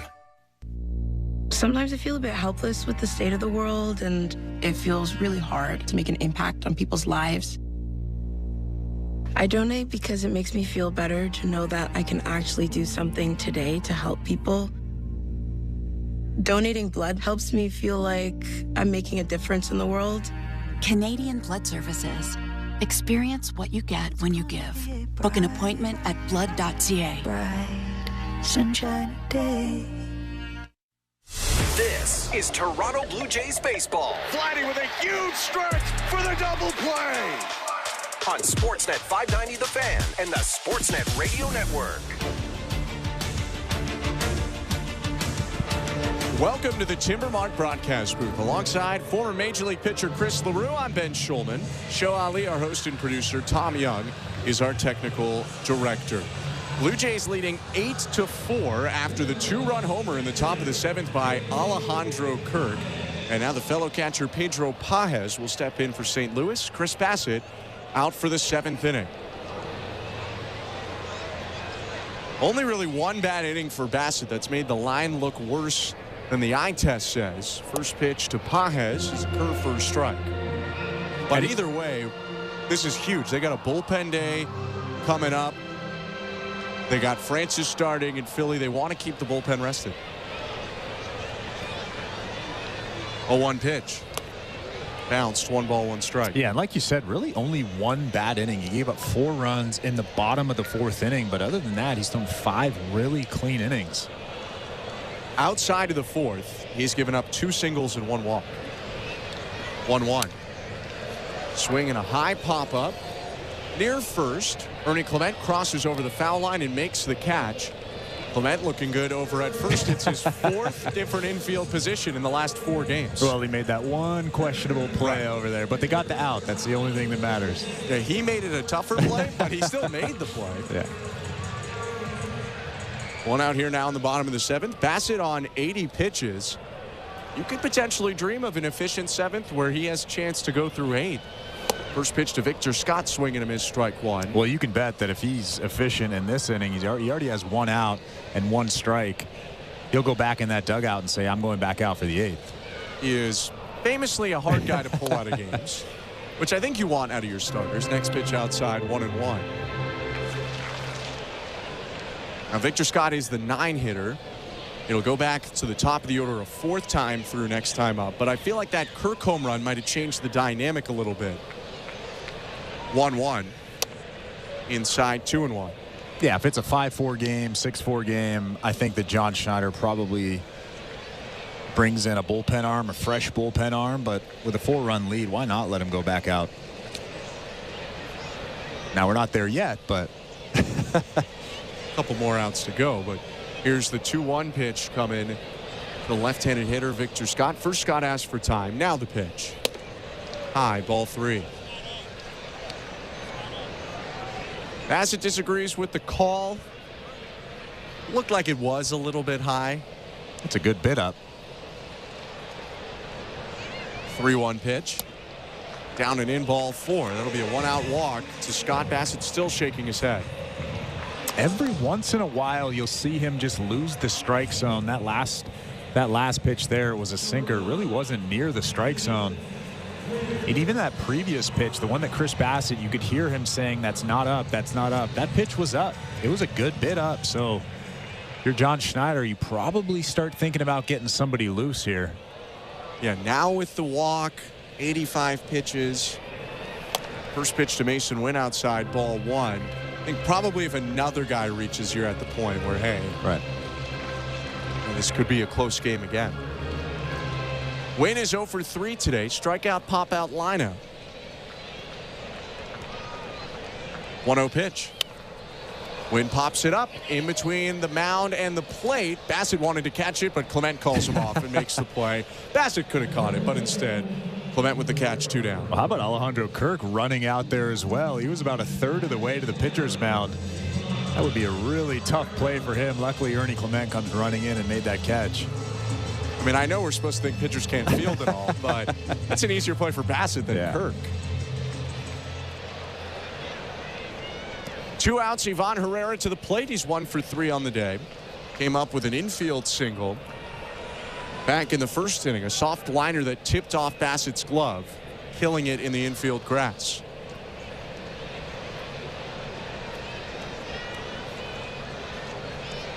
.322 batter with a .958 on base plus slugging. The pitch. Curve, called a strike. Herrera might be thinking about an all-star game.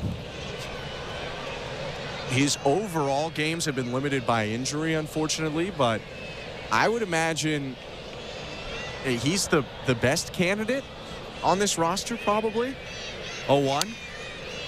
Lifted very high to shallow left field. Barger backpedals onto the grass, makes the catch off to his left, and that will do it for the 7th. No runs, no hits, 1 left on the 1-out walk.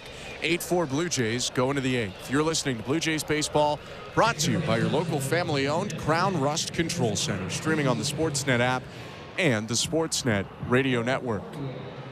Sports. are all about moments. One of the most incredible, miraculous finishes we have ever seen. And you can hear them all. He scores! Alex Ovechkin! There's a new goal-scoring champion! As they happen. Oh my goodness! Shohei Ohtani, a sayonara swing! Live in the moment. Rory McIlroy on his knees. He's won the Masters. With live sports on Sirius XM and the Sirius XM app. Every night after the final out, the Round Trip Roundup brings you the scores, highlights, and analysis from every game across Major League Baseball, all in less than 30 minutes. Swung on and missed strike 3 and a no-hitter. It's the perfect way to get caught up on all the night's biggest home runs and best performances. And a high drive, deep right center. It's the Round Trip Roundup on MLB Network Radio every night on Sirius XM Channel 89 and every morning on the Sirius XM app. Hello, children. I'm Alice Cooper. Rocco Mediate and I are talking golf, music, and more on Rolling the Rock. Jake Trout and the Flounders. Oh, sure, yeah. They were pretty good, except for Payne Stewart. I said, Payne, you're one of the nicest people I've ever met. You are one of the worst harmonica players ever on the planet. Listen to Rolling the Rock on PGA Tour Radio or anytime on the SiriusXM app. And you better listen, because we know where you live. After the game, join us on MLB Network Radio. We're talking baseball with you all season long on SiriusXM Channel 89 and the SiriusXM app. Sportsnet Radio Network. 8-4 Blue Jays, top of the 8th inning. And a second inning of work for the reliever, Kyle Leahy. Blue Jays lead off Ernie Clement, Alan Rodin, and Miles Straw will hit this inning as well. First pitch to Clement, swing and a miss, strike one. We got a look at a conversation between John Schneider and Chris Bassett on the Sportsnet television broadcast in between innings. 0-1. Check swing, pitch was low, appeal to first, no swing, 1-1. There wasn't a handshake. Yeah, it was. To be honest, I'm going to say it was inconclusive a little bit, though. We didn't get a long enough look to really know. 1-1. Swing and a fly ball to center field. Moving toward right center. Scott hunched over, makes the catch, 1 out. Yeah, normally you'll see a hug, a handshake, something like that that's really conclusive as to if he's staying in the game or not. I didn't see anything. He took his hat off, put the hat down on the bench. Mason Fluharty's warming up right now, but he's not really warming up. He's just kind of getting loose. The Blue Jays have an interesting situation. Blair and Barker talked about it at length on Blue Jays Talk yesterday. They'll Blue Jays Talk again today as Rodin takes low ball 1. Because of the issues they're having with the back 2 spots of their rotation, I mean, the bullpen days have gone well, but not having that starter. 1-0 pitch, called a strike, 1-1. They have to find this balance where they're not taxing the pen too much, who have pitched a lot on the 4th and 5th start days. But also they have to make sure the top 3 starters stay healthy as Rodin loops the 1-1 out to shallow center. That's down for a hit. It's Rodin's second hit of the day. He's got a 1-out single, top of the 8th. How about Alan Rodin? Didn't hit that all that hard. It was 95 on the inside part of the plate. I'm pretty sure he broke his bat, but just like Addison Barger, he'll take it every single time. 2 for 4 on the ball game for him. How about that? Seeing a lot of guys, whether they went to AAA or onto the injured list and back, having a nice reset and maybe catching some of that contagious offensive outburst right now from the Blue Jays. Pitch to Miles Straw. Called to strike, 0-1. But on the pitching, they have to find a way to not overtax the relievers, but they can't even close to afford for any of their top 3 starters to go down. And all those guys have logged a ton of innings. So they got to walk that tightrope. 0-1, low, 1 ball, 1 strike. You know, do you want to push Bassett over 100 and through an 8th inning? That saves your bullpen coming up. But is it riskier for Bassett? Vice versa, do you want to bring in the pen now, but then maybe have less available tomorrow and going forward? 1-1 pitch, hit well, deep left center field, moving back Scott onto the track, or the edge of it at least, to make the catch. Rodin retreats to first, 2 down.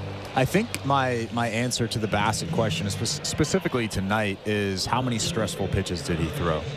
He had a lot of stressful pitches in that bottom of the 4th inning, but outside of that, there really wasn't many. So I'm sure the arm is feeling fine. The body is feeling fine.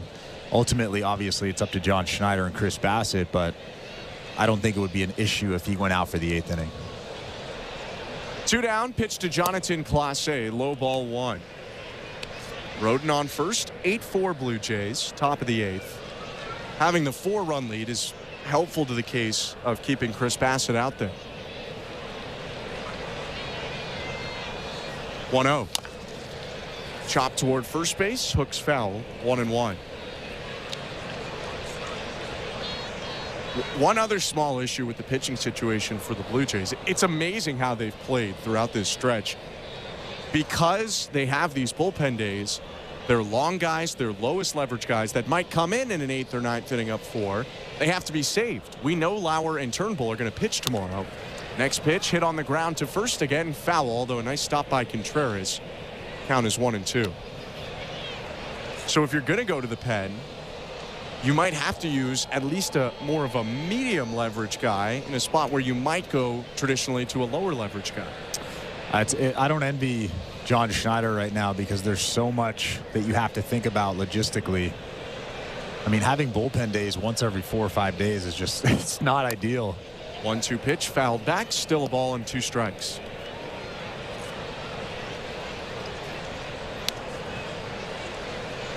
Maybe the issue is coming to a close soon. We'll see Spencer Turnbull tomorrow, whether he starts or comes in after Lauer. Scherzer's pitching in Buffalo on Friday. Adam Macko is set to make a start at Buffalo soon. 1-2. Swing and a miss. He got him. Elevated the heater, did Kyle Leahy, to strike out Jonathan Clase and end the inning. Blue Jays with no runs on a hit, 1 left, take an 8-4 lead to the bottom of the 8th inning. You're listening to Blue Jays Baseball, brought to you by your local family-owned Crown Rust Control Center, streaming at sportsnet.ca and the Sportsnet Radio Network. Be at the ballpark on Wednesday, June 18th for a picture-perfect evening of Blue Jays baseball. Arrive early to receive your Kevin Gausman t-shirt giveaway, presented by Ryobi. Free to the first 15,000 fans. Find your seats at BlueJays.com. Drywall, an essential part of many, many projects. It's important to get it right and start with quality materials. Essentials you'll always find competitively priced at Timber Mart, like CGC, a recognized giant in the drywall industry for over 100 years and leading Canadian manufacturer of gypsum drywall. Well established and reputable, building pros and contractors know CGC, and you get exactly what the best builders trust. That's as sexy as drywall gets. Timber Mart, Canada's building center. Every Friday home game is a City Connect Friday. And on this Friday, we shine. On June 20th, it's Pride Night presented by TD. The first 15,000 fans in attendance will receive a crossbody bag. City Connect Fridays. Night mode. Lights up. Let's go. Hey Canada! Crown, Canada's #1 rust protection, and the Make-A-Wish Foundation of Canada are teaming up for our annual Wash for a Wish charity car wash. Join us on Saturday, June 14th and help make a difference in the lives of Canadian children. Wash your ride for just $10, and 100% of all proceeds will go to the Make-A-Wish Foundation of Canada. Crown's Wash for a Wish car wash, June 14th at your local Crown Centre. Visit crown.com to find your nearest Wash for a Wish charity wash event. This is Toronto Blue Jays baseball. 0-2 swing and a miss, strike 3. On Sportsnet 590 The Fan and the Sportsnet Radio Network. New pitcher for the Blue Jays as we go to the bottom of the 8th inning. Mason Fluharty is on for Toronto with the Blue Jays leading 8-4. Pitching change brought to you by Home Hardware, the official home improvement retailer for the Toronto Blue Jays, locally owned, genuinely Canadian. Left on left, Fluharty deals to Brendan Donovan. Outside, ball 1. I'm Ben Schulman alongside Chris LaRue. We had our question answered whether they'd go to Bassett for the 8th or not. They decided to go to Fluharty. 1-0. Called a strike, 1-1. You can often tell when Bassett is not happy with the decision. He seems to be all right with everything that transpired there. 1-1. Sweeper hit foul, 1-2. And like you mentioned, I think it's a good point to kind of go over again. You don't want to wear out the bullpen, those long relievers, those middle relievers, but you also don't want to bury the top 3 starters. That's probably even more important, arguably, than those long guys. 1-2 pitch up high, 2 balls, 2 strikes. So I think this is a good move from John Schneider and Pete Walker here. I mean, you could certainly argue there are more options for them to draw up from the minor leagues in the bullpen than there are in the rotation. They're also expecting some relievers to get healthy sooner rather than later. 2-2. Fouled off the glove. Still 2 balls, 2 strikes. And also there's an off day on Thursday, which I think is pretty important when you're thinking about bringing in these guys as well. And on Monday. And on Monday. And then on the next Monday. It's a lot of off days for you, Ben. For me, yes. 2-2 is lifted foul left side out of play. Donovan leading off. Contreras and Burleson hit behind him. Really nice rookie season for Mason Fluharty, sporting a 3.5 ERA as he enters this appearance. 2-2 again. Cutter fouled away. 92. Feels like we've seen a little more 91-92 recently from Fluharty instead of 89-90. Well, when the calendar switches over to June, that's generally when you'll see an uptick in velocity, 1, 2, even 3 miles an hour. And we're seeing that with Mason Fluharty, even a couple miles an hour. 2-2 again. Fouled off once more. Mid-season form, I think the saying goes. Yeah. After Donovan hits, we'll take a look at the Bet365 standings. With Bet365, you can watch thousands of live games, build your own bet, and you can even make a bet while the game's still being played. 19 plus, play responsibly. Ontario only. Fluharty kicks and offers, and it's a foul tip into the glove of Kirk. Strike 3. With 1 out, we go over to those standings. One final that affects 2 AL East teams. The Red Sox already beat the Rays today 3-1. So the Yankees lead the division 39-25. Blue Jays at 36-30 are 4 back. Rays 36-31, 4.5 back. Boston is 33-36, 8.5 back. And the Orioles 26-39, 13.5 back. Pitch to Wilson Contreras. Called to strike, 0-1. Blue Jays currently hold sole possession of the top wild card spot, half a game ahead of the Rays and the Minnesota Twins. Rays already lost today. That's why they're half a game behind, and the Twins look like they're going to lose, down 6 to the Rangers. 0-1. Outside, 1 ball, 1 strike.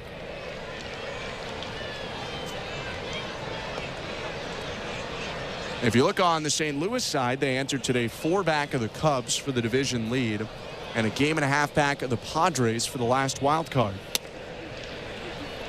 1-1 pitch outside, 2-1. It's a big game for them as well. Huge game. National League in general has been a bit better than the American League this year, but it's a little more upper class, lower class. There's more of a middle class in the American League.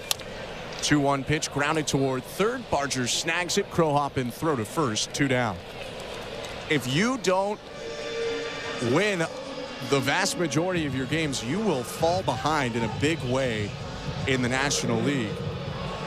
And the Padres in the 3rd wild card spot have a better record than the Blue Jays in the American League's 1st wild card spot.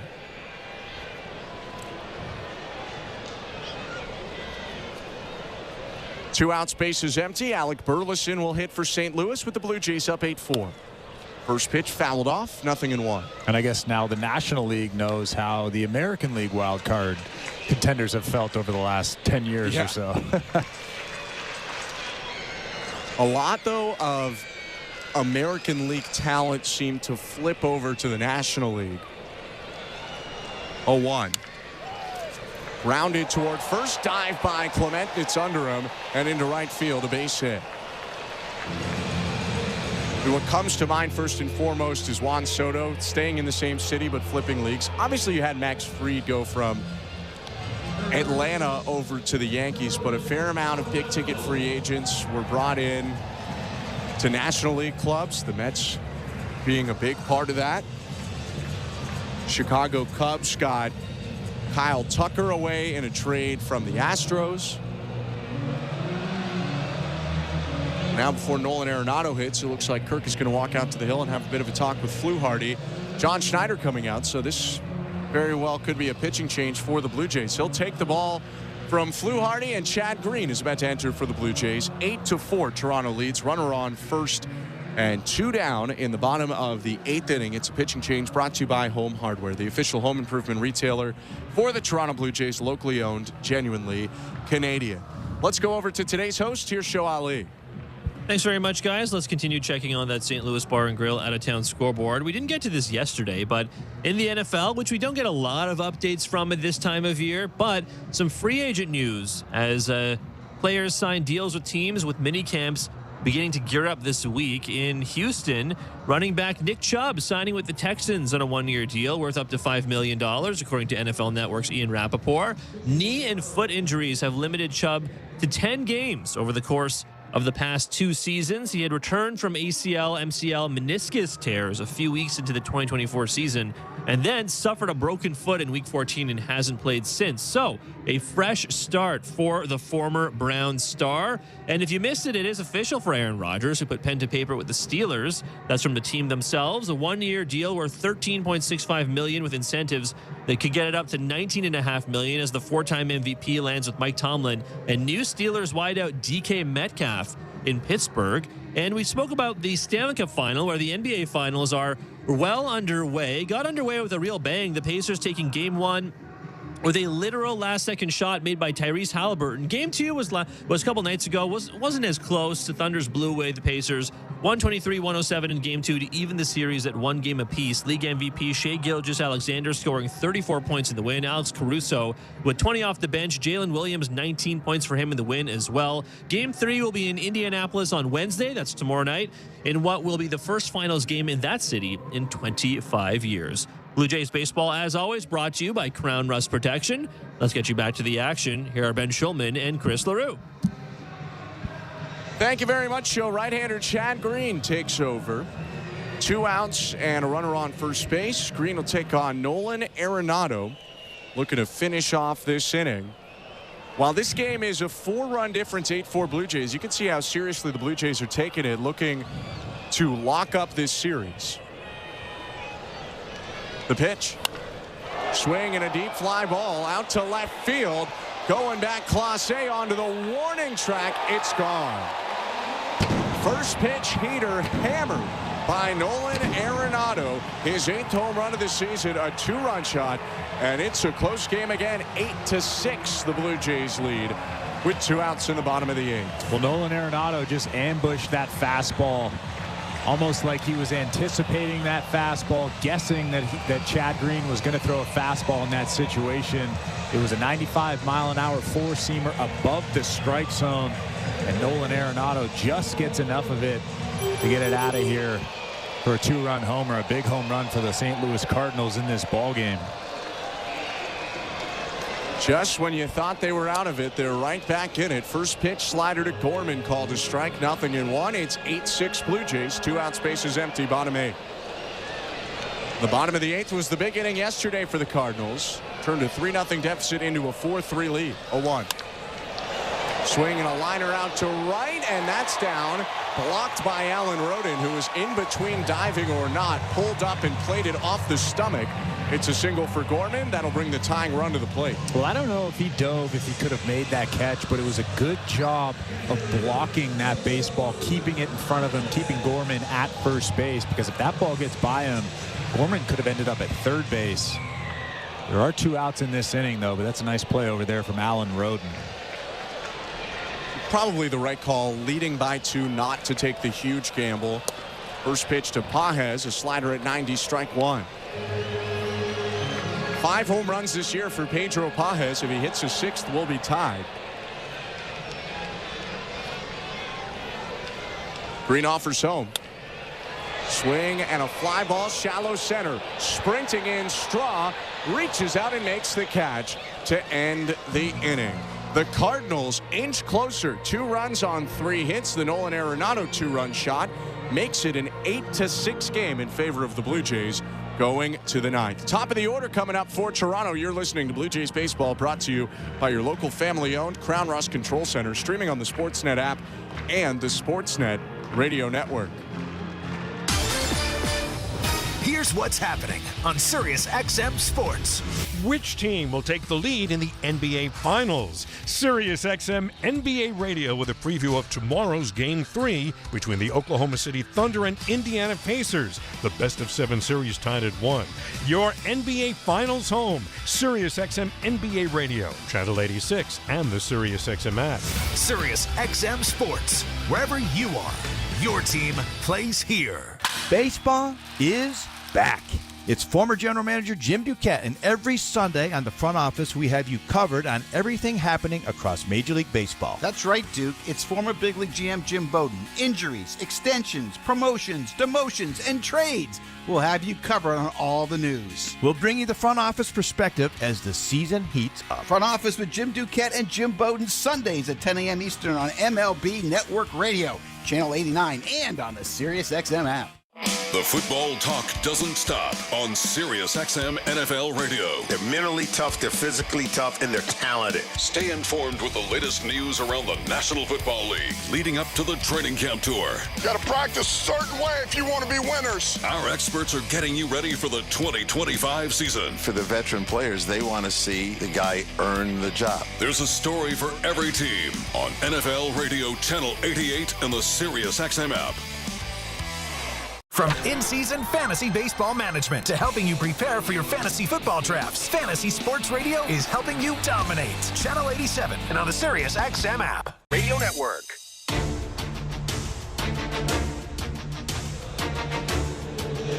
Top of the ninth inning. Blue Jays 8, Cardinals 6. Chris Roycroft into the game. Right-handed reliever takes over to face the top of the order of the Blue Jays. Roycroft making his 13th appearance. He's got an ERA above 7. First pitch, side-armed into Bo Bichette, strike one. Pitching change is brought to you by Home Hardware, the official home improvement retailer for the Toronto Blue Jays, locally owned, genuinely Canadian. 0-1 to Bo. Inside, 1 ball, 1 strike. I'm Ben Schulman alongside Chris LaRue.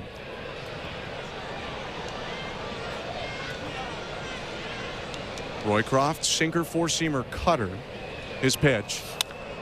Swing and a liner, right field, hugging the chalk. It's down foul, just wide of that line. That'll make it 1-2. That might have been about 6 inches foul. There's not much room down there in foul territory, and it stayed in.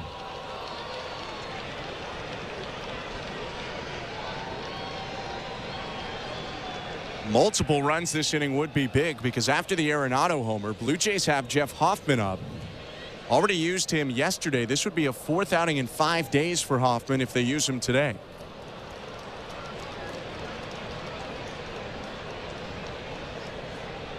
Bearded right-hander looks into Bichette. Roycroft's 1-2. Inside. 2 balls, 2 strikes. And if Jeff Hoffman is used today, he'll have tomorrow off for sure. He'll have that off day, and he should be ready for that Philadelphia Phillies series, that important series coming up in Philly. 2-2. Bounce softly toward third base. Arenado charging bare hands, tosses to first, not in time.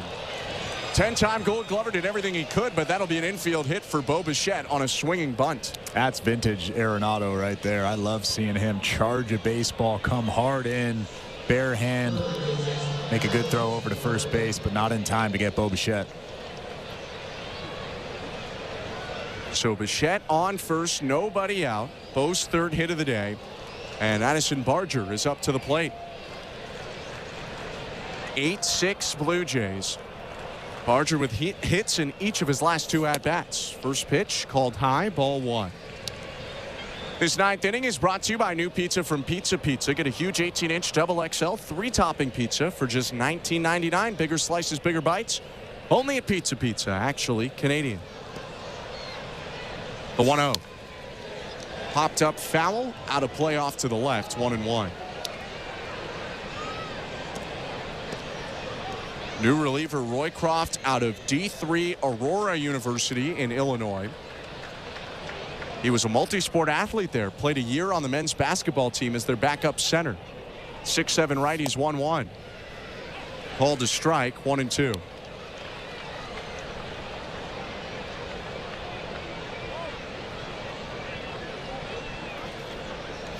He's been up and down with the big club this year.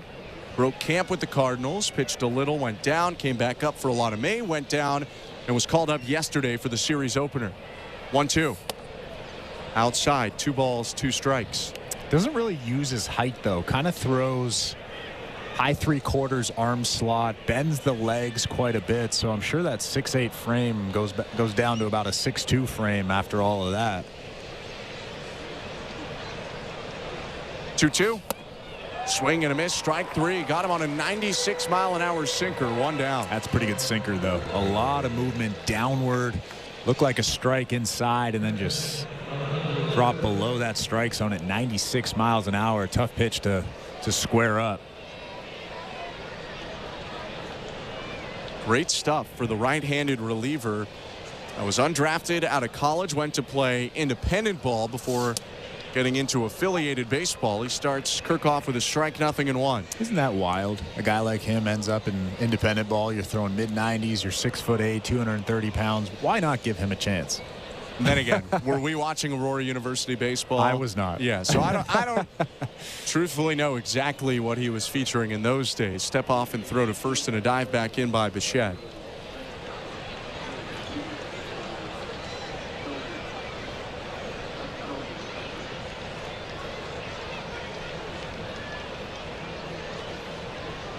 A 1. Shot foul over the screen right side, out of play. No balls, 2 strikes. Just another big day for Alejandro Kirk. 2 hits, including a 2-run homer. Kirk is now hitting .320 on the season. His on-base plus slugging above 800 at .801. Time called behind home plate. By the way, when he won the Silver Slugger, he hit .285 with a .787 OPS. I'm not saying he's going to win it again. Unfortunately for him, the home run leader in baseball as a catcher. 0-2. Swing and a foul again. But it does seem like he's trying to catch up to Cal Raleigh, especially with that swing right there on the fastball earlier today with that big home run. A lot of good things going on in his life right now. I'm not sure that's a guy who can catch. He won the Platinum Glove last year, and he's got 26 homers this year. 0-2. Fouled away. Still no balls, 2 strikes. And he only gets even better when he plays the Blue Jays. So maybe that's why I feel that way. By the way, there is a new left fielder into the game for the Cardinals. Ryan Valade has come in, replacing Brendan Donovan. Apparent injury for Donovan. Left toe discomfort. They didn't specify which toe. 0-2 pitch, rolled over left side, and it sneaks through in between short and third into left. Up to second goes Bichette. Another hit for Kirk. Didn't exactly pummel it, but it's a 3rd hit today. Well, that ball was almost hit directly at where a shortstop should have been. The St. Louis Cardinals were shifting him up the middle, and there was a bigger hole on the left side of the infield. But again, Alejandro Kirk just does a good job finding the hole and finding a way to get on base. 2 on, 1 out, 8-6 Blue Jays. Hoffman is warming. George Springer has a chance to sit him down. The pitch. Called strike. Springer's 2 for 3 today with a sac fly mixed in the middle. You just look up and down. Who isn't hot right now for the Blue Jays? It feels like everyone's got it going. 0-1. Way high, 1 ball, 1 strike. And I guess the most important thing is not every hit is scorched. We saw that today with Addison Barger and a couple of other guys, but the Blue Jays are just finding a way to get on base, just like Alejandro Kirk there with that last base hit. It's pretty impressive. 1-1. Swing and a miss, 1-2. They're doing that thing David Popkins, the hitting coach, had talked about in spring. Sometimes you got to go up there looking to hit a homer. Sometimes you're looking to hit a ground ball to the right side. Sometimes you're looking to shoot the right field line. Different ways and different guys contributing to the offense. 1-2 is grounded foul near Carlos Fabulous, the third base coach, whose back is to home plate. Still a ball and 2 strikes.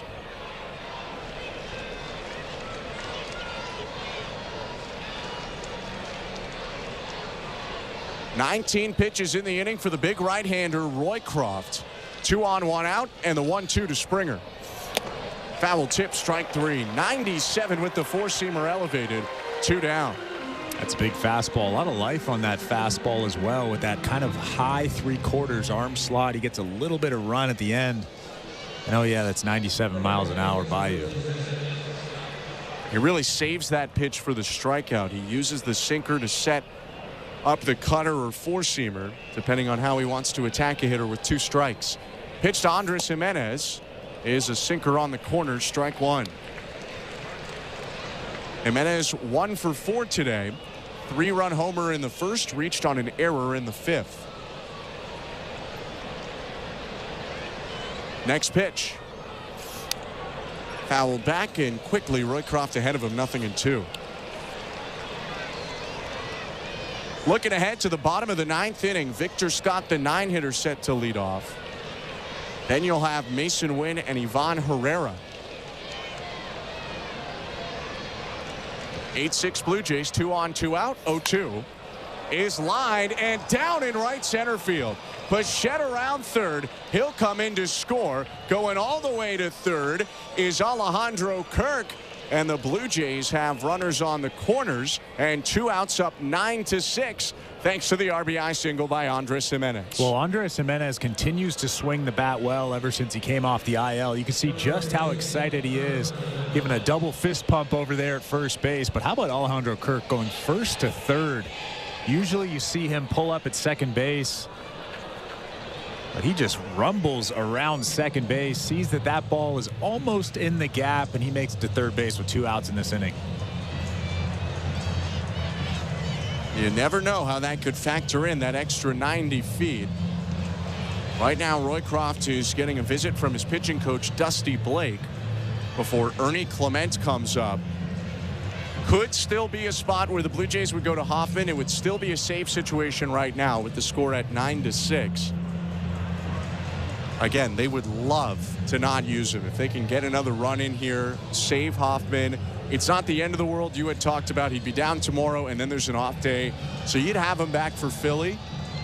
But maybe you could get a little greedy and have him available tomorrow in a bullpen day, and then still have him for Philly if the Blue Jays can tack on one more right now. I think that's the most important thing to remember. There's still a big game tomorrow. 100%. And the Blue Jays and John Schneider would love to have Jeff Hoffman available tomorrow. For most teams, a bullpen day is a write-off. The Blue Jays have been very good in their bullpen days this year. Pitch to Ernie Clement. Yanked down and away to the backstop. Bangs off the bricks. And Alejandro Kirk races in to score. That's the value of Kirk going first to third. He scores on the wild pitch. Up to second goes Andres Jimenez. It's 10-6 Blue Jays. Well, there's letters behind home plate on the brick. It says Busch Stadium. And I think it hit the corner of one of those letters and went directly at the St. Louis Cardinals dugout. And that allowed Alejandro Kirk to score from third base. If it doesn't hit one of those letters, he's not scoring. Now Clement drives the 1-0 out to center, but it's a liner right at Victor Scott, who crouches to make the catch and end the inning. The Blue Jays add on 2 runs on 3 hits. RBI single Andres Jimenez, and Kirk using his legs to score on a wild pitch. Toronto up 10-6, middle of the 9th. You're listening to Blue Jays Baseball, brought to you by your local family-owned Crown Rust Control Center, streaming at sportsnet.ca and the Sportsnet Radio Network. Of all the things that Timber Mart can lend a hand to build, community ranks among the most important. And with the Timber Mart Local Leaders Initiative, we strive to recognize those dedicated to making their hometowns a better place to live, work, and play. From now to June 25th, you can vote to select our grand prize winner. They'll receive a $10,000 grant to support their outstanding initiative as Timber Mart's Local Leader of the Year. To vote, visit local-leaders.com. Timber Mart, Canada's building centre. 1-877 Cars for Kids. KARS Cars for Kids. 1-877 Cars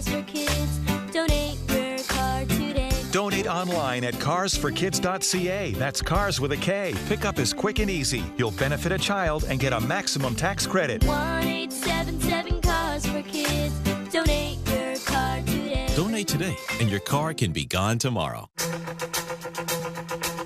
Hi, this is Tyler Heineman, and you're listening to Toronto Blue Jays baseball on the Sportsnet Radio Network. Welcome back to Blue Jays Baseball. Show Ali with you. The Blue Jays lead the Cardinals 10-6 as we head to the bottom of the 9th inning at Busch Stadium. Don't forget, we do have Jays Talk tonight. Blair and Barker have the post-game show this evening. Jeff will throw out the numbers for you to call after the final out, and you can text them as well. 590-590, name and location. The People's text line's always open. I see a bunch here already. We'll get those over to B&B. Standard data and messaging rates may apply. Blue Jays Baseball, as always, brought to you by Crown Rust Protection. Again, the Blue Jays lead the Cards 10-6 as we head to the bottom of the 9th inning at Busch Stadium. With the call here, Ben Schulman and Chris LaRue. Thank you very much, Joe. The Blue Jays not going to Jeff Hoffman because they're up 4. They'll stick with Chad Green for the bottom of the 9th. His first pitch to Victor Scott fouled away. 0-1. This copyrighted broadcast is presented by authority of Rogers Blue Jays Baseball Partnership and may not be reproduced or retransmitted in any form, and the accounts and descriptions of this game may not be disseminated without the express written consent of Rogers Blue Jays Baseball Partnership or the Sportsnet Radio Network. 0-1 lifted out to shallow left center, and Bo Bichette back there to make the catch. There's one out. We've already talked about it a little bit, but it is big, at least for now, to potentially not use Jeff Hoffman. Yeah, because if you have to use him tonight, like we talked about earlier, he's definitely down tomorrow, and then fortunately the Blue Jays have that off day in between now and the Phillies series. So he does get the 2 off days, but you can't use him tomorrow. You have to remember that tomorrow is a very important game. First pitch to Mason Wynn, called high, looked like it had the zone. Ball 1. But it's good that Chad Green got back to that dugout, stayed ready. I'm sure Pete Walker ran right over to him after that last inning and said, hey, stay hot, stay ready in this dugout right now. Next pitch called to strike, 96 on the outer edge, 1-1. A lot of people contributed to it in that 2-run top of the 9th. 1-1 pitch. Swing and a grounder up the middle, fielded Andres Jimenez, and he will eat it. Was thinking about throwing on the run, didn't have a good handle on it, plus the speed of wind that goes for an infield hit on just a perfectly placed soft roller over the mound. Yeah, I think that would have been a tough play, even if a slower runner was running. But Mason Wynn has a ton of speed, burning it down that first base line. Andres Jimenez just decided to put that ball in his back pocket. I was going to say, a lot of different guys helped them score those 2 runs, and we've come to expect great offense, great defense, or at least great at-bats from Alejandro Kirk. How about his speed being the reason that it's not a save situation, going first to third on a single and then scoring on a wild pitch? Pitch to Ivan Herrera. Outside, ball 1. And it's less about the wild pitch because that was a wild pitch that almost, if not everyone in baseball would have scored on. But being at third for that wild pitch was the big play. 1 on, 1 out, 10-6 Blue Jays, the pitch. Slider called high, 2-0. And I think the thing that we have to think about and remember is at that point in the ball game, it was a 9-6 ball game. A lot of guys would just stay at second base and be content with being at second base, but not Alejandro Kirk. 2-0 lined out to left, and it's a fair ball picked up on a hop by Clase. First to third goes the speedy Mason Wynn. Back-to-back hits, runners on the corners for the Cardinals with only 1 out. And how important is Alejandro Kirk's run now? Takes that game from a 9-6 ball game to a 10-6 ball game. And St. Louis has runners on first and third now with 1 out. John Schneider's kind of moving around in that dugout. Pete Walker is going to come have a chat with Chad Green now. Well, it looks like it will be a new hitter.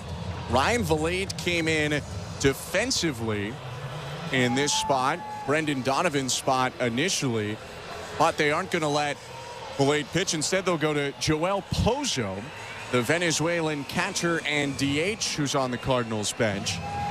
A guy with not a lot of big league experience. This will be just his 42nd game, but in 20 games this year, he's hit .298 with 3 doubles and a homer. Well, I think the thing that Pete Walker is saying to Chad Green, or said to Chad Green when he was out there, hey, pound the strike zone. We're up by 4. even if this guy hits a home run off of you, we're still up by 1 run. Pound the strike zone. Get this guy to hit the ball into the ground. Tying run is on deck. 10-6 Blue Jays. First and third one out. The infield will play back. Okay with conceding that run if it gets them an out or two. First pitch, check swing on a slider. Appeal down to first. He did go, says Phil Cuzzy. Looked like he did, although no one pointed quickly. It's 0-1. And now you can expand. You have a young hitter up there, a guy that doesn't have a ton of power, at least in the big leagues. So you can expand on him a little bit. 0-1. Swing and a miss through the slider off the plate, down and away, 0-2. That's a good pitch. I stay right there. Just expand even more than that. You can throw that ball into the dirt. You also have a guy pretty cold. Did not play in the entire Dodgers series. Last time that Pozo had an at-bat was on June 5th, 5 days ago. Last hit for him came in May. 0-2. Fouled back. Pozo doesn't get a lot of playing time because the main function for him right now is that they'll have a lot of days like today where they DH Herrera and Pedro Pajes catches. So if they didn't have Pozo, they wouldn't have a catcher on the bench. Now they can do that and still have some security. 0-2 again. Slider rolled over, foul.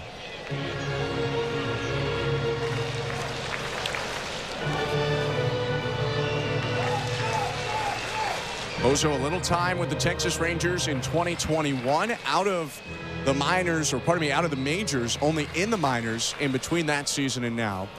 This is his 21st game of 2025. 0-2 again, takes the slider outside. That one a ball out of the hand. 1 ball and 2 strikes. Mason Wynn on third base, Ivan Herrera on first. Joel Pozo at the plate. 1-2. Slider popped up just back of the second baseman Jimenez, who ranges onto the outfield grass to make the catch. Big claps from Kirk right on contact.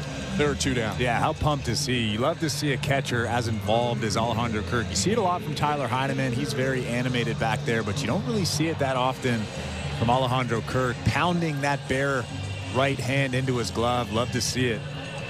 We've seen it a couple times recently, though. We saw a big celebration, a lot of emotion from Kirk on a walk-off hit. It seems like maybe he's getting to be a little more extroverted than he was before. Here comes John Schneider to the mound. This is going to be a pitching change for the Blue Jays. Second mound visit by a coach, so it has to be. Chad Green looks out to center field. He doesn't look too happy as he's taken out of this game with runners on the corners. 2 down, and the Blue Jays leading 10-6, bottom of the 9th. They will bring in the closer, Jeff Hoffman, for what will be an unconventional save situation. This pitching change brought to you by Home Hardware, the official home improvement retailer for the Toronto Blue Jays, locally owned, genuinely Canadian, as Hoffman strides in for one more time. We think we'll go over to our host today, Show Ali. Thanks very much, guys. Let's check out that St. Louis Bar and Grill out-of-town scoreboard. We were talking earlier about some NHL awards being handed out as we are getting close to the end of this season. Montreal Canadiens defenseman Lane Hutson winning the Calder Trophy today. Elsewhere, Washington Capitals head coach Spencer Carberry was announced as the Jack Adams winner, which is awarded to the most outstanding head coach in a given year. He was the runaway winner. He earned 81 first-place votes on 103 ballots cast, the 4th Capitals head coach to win the award after Brian Murray, Bruce Boudreau, and Barry Trotz. And he's also the first individual to ever earn Coach of the Year honors in the NHL, AHL, and ECHL, which is pretty cool. And in Florida, star forward Nikita Kucherov was named the winner of the Ted Lindsay Award, presented by the NHLPA to the quote-unquote most outstanding player in the NHL, as voted on by members of the NHLPA, as opposed to the media, which largely votes on many of the other awards. It's the second time Kucherov has won this award, the first time coming in 2018-19. This season, he led the NHL with 121 points in 78 games, and of course, he also won the Art Ross as the league leader in points. Kucherov, alongside both Edmonton's Leon Draisaitl and Winnipeg's Connor Hellebuck, is a finalist for the Hart Trophy this year, which will be handed out alongside the Vezina at the 2025 NHL Awards this Thursday before Game 4 of the Cup Final. Blue Jays baseball, as always, is brought to you by Crown Rust Protection. Back to the action. Here are Ben Schulman and Chris LaRue. Thank you very much, Joe. Jeff Hoffman into the ballgame. Blue Jays up 10-6, but with runners on the corners, The on-deck batter is the tying run, so this is a save situation for Hoffman, who needs 1 out to finish this game. Wilson Contreras is on for the Cardinals. Again, 10-6, 2 outs, 2 aboard, and the first pitch is hit high, deep center field. Racing back, Straw at the track. It's gone, and it's a 1-run game. Second time today that the Blue Jays have brought in a reliever, and the first pitch has been hit out of the yard. 10-9 on Wilson Contreras' 8th long ball of the season. And I feel like I've said this before with Jeff Hoffman on the mound. I don't mind that pitch there. I like the fact that he was just trying to pound the strike zone. Wilson Contreras ambushed him. He was all over that fastball. But you have to remember that you still have the lead. You have to make good pitches to this next batter. All you need is 1 out. Just make a couple of good pitches here, and the Blue Jays will win the game. Forget about that home run. We were talking about this move. Both of us kind of liked it. Felt like the win today move, and the first pitch to Burleson is hooked on the ground to second, toss over to first, and that will do it. Well, it got a little eventful, but in 2 pitches, Jeff Hoffman picks up the save, and it's a good day to be a Toronto Blue Jays. They take the series, winning the game today 10-9, the final. It was pretty obvious what he was trying to do against Wilson Contreras, just trying to pound the strike zone. You have a 4-run lead. Yes, there's 2 guys on base, but there's 2 outs in the inning. He was just trying to get ahead with a fastball. Not a big deal. Wilson Contreras goes deep. First pitch to the next batter, split finger, really good split finger down in the strike zone. Easy ground ball to second base, game over. And all is well that ends well for the Blue Jays. 10-9 the final score at Busch Stadium in favor of the Blue Jays. They've now won both of the first 2 series on this road trip over teams in and around the playoff picture. We are going to take a quick step aside. When we come back, we'll wrap it up and get you over to Blue Jays Talk with Blair and Barker. You're listening to Blue Jays Baseball, brought to you by your local family-owned Crown Rust Control Center, streaming on the Sportsnet app and the Sportsnet Radio Network. Knock all your summer projects out of the park with Home Hardware, the official home improvement retailer of the Toronto Blue Jays and your DIY partner in making your dream home a reality. From gardens to garages, back decks to front doors, refreshes and renos, we're here to help you cover all your bases and make every summer project a home run. Visit any of our 1,000+ Home Hardware and Building Center locations, where we're proud to be locally owned and genuinely Canadian. At Crown Rust Control, protection runs deep because every Crown Rust Control Center is owned by a local family who cares beyond business. Your Crown Rust Control is 100% committed to their product, to you, to their community, which is your community.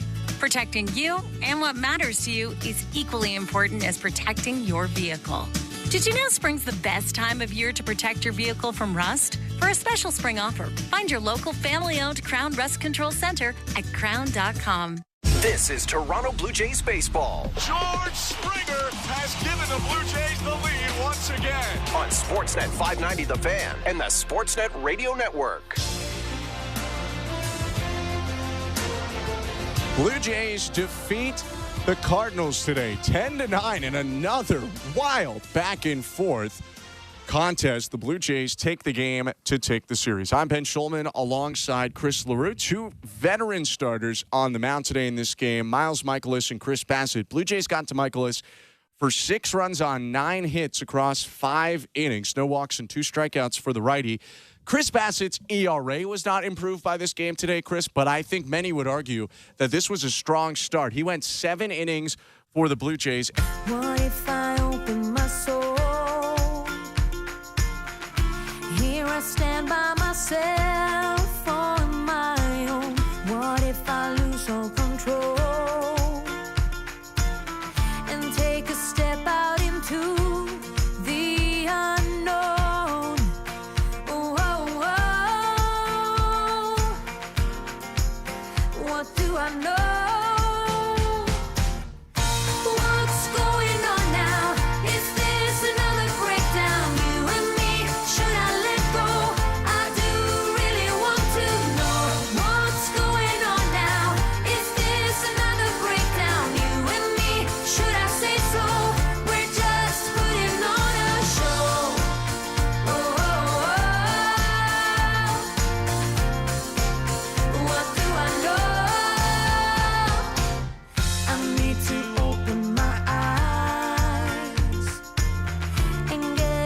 much of that reality.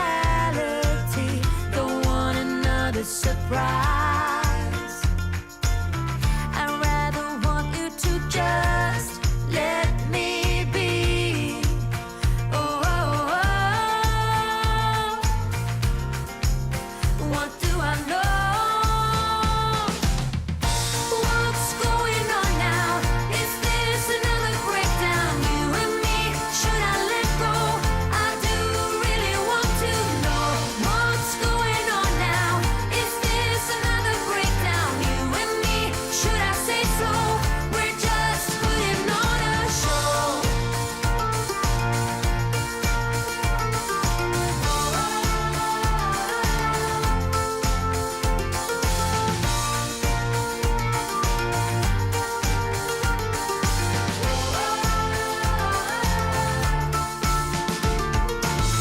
Come on, get a grip now of all the ways we parted.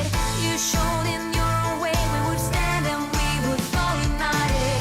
Come on, get a grip now. Just finish what you started.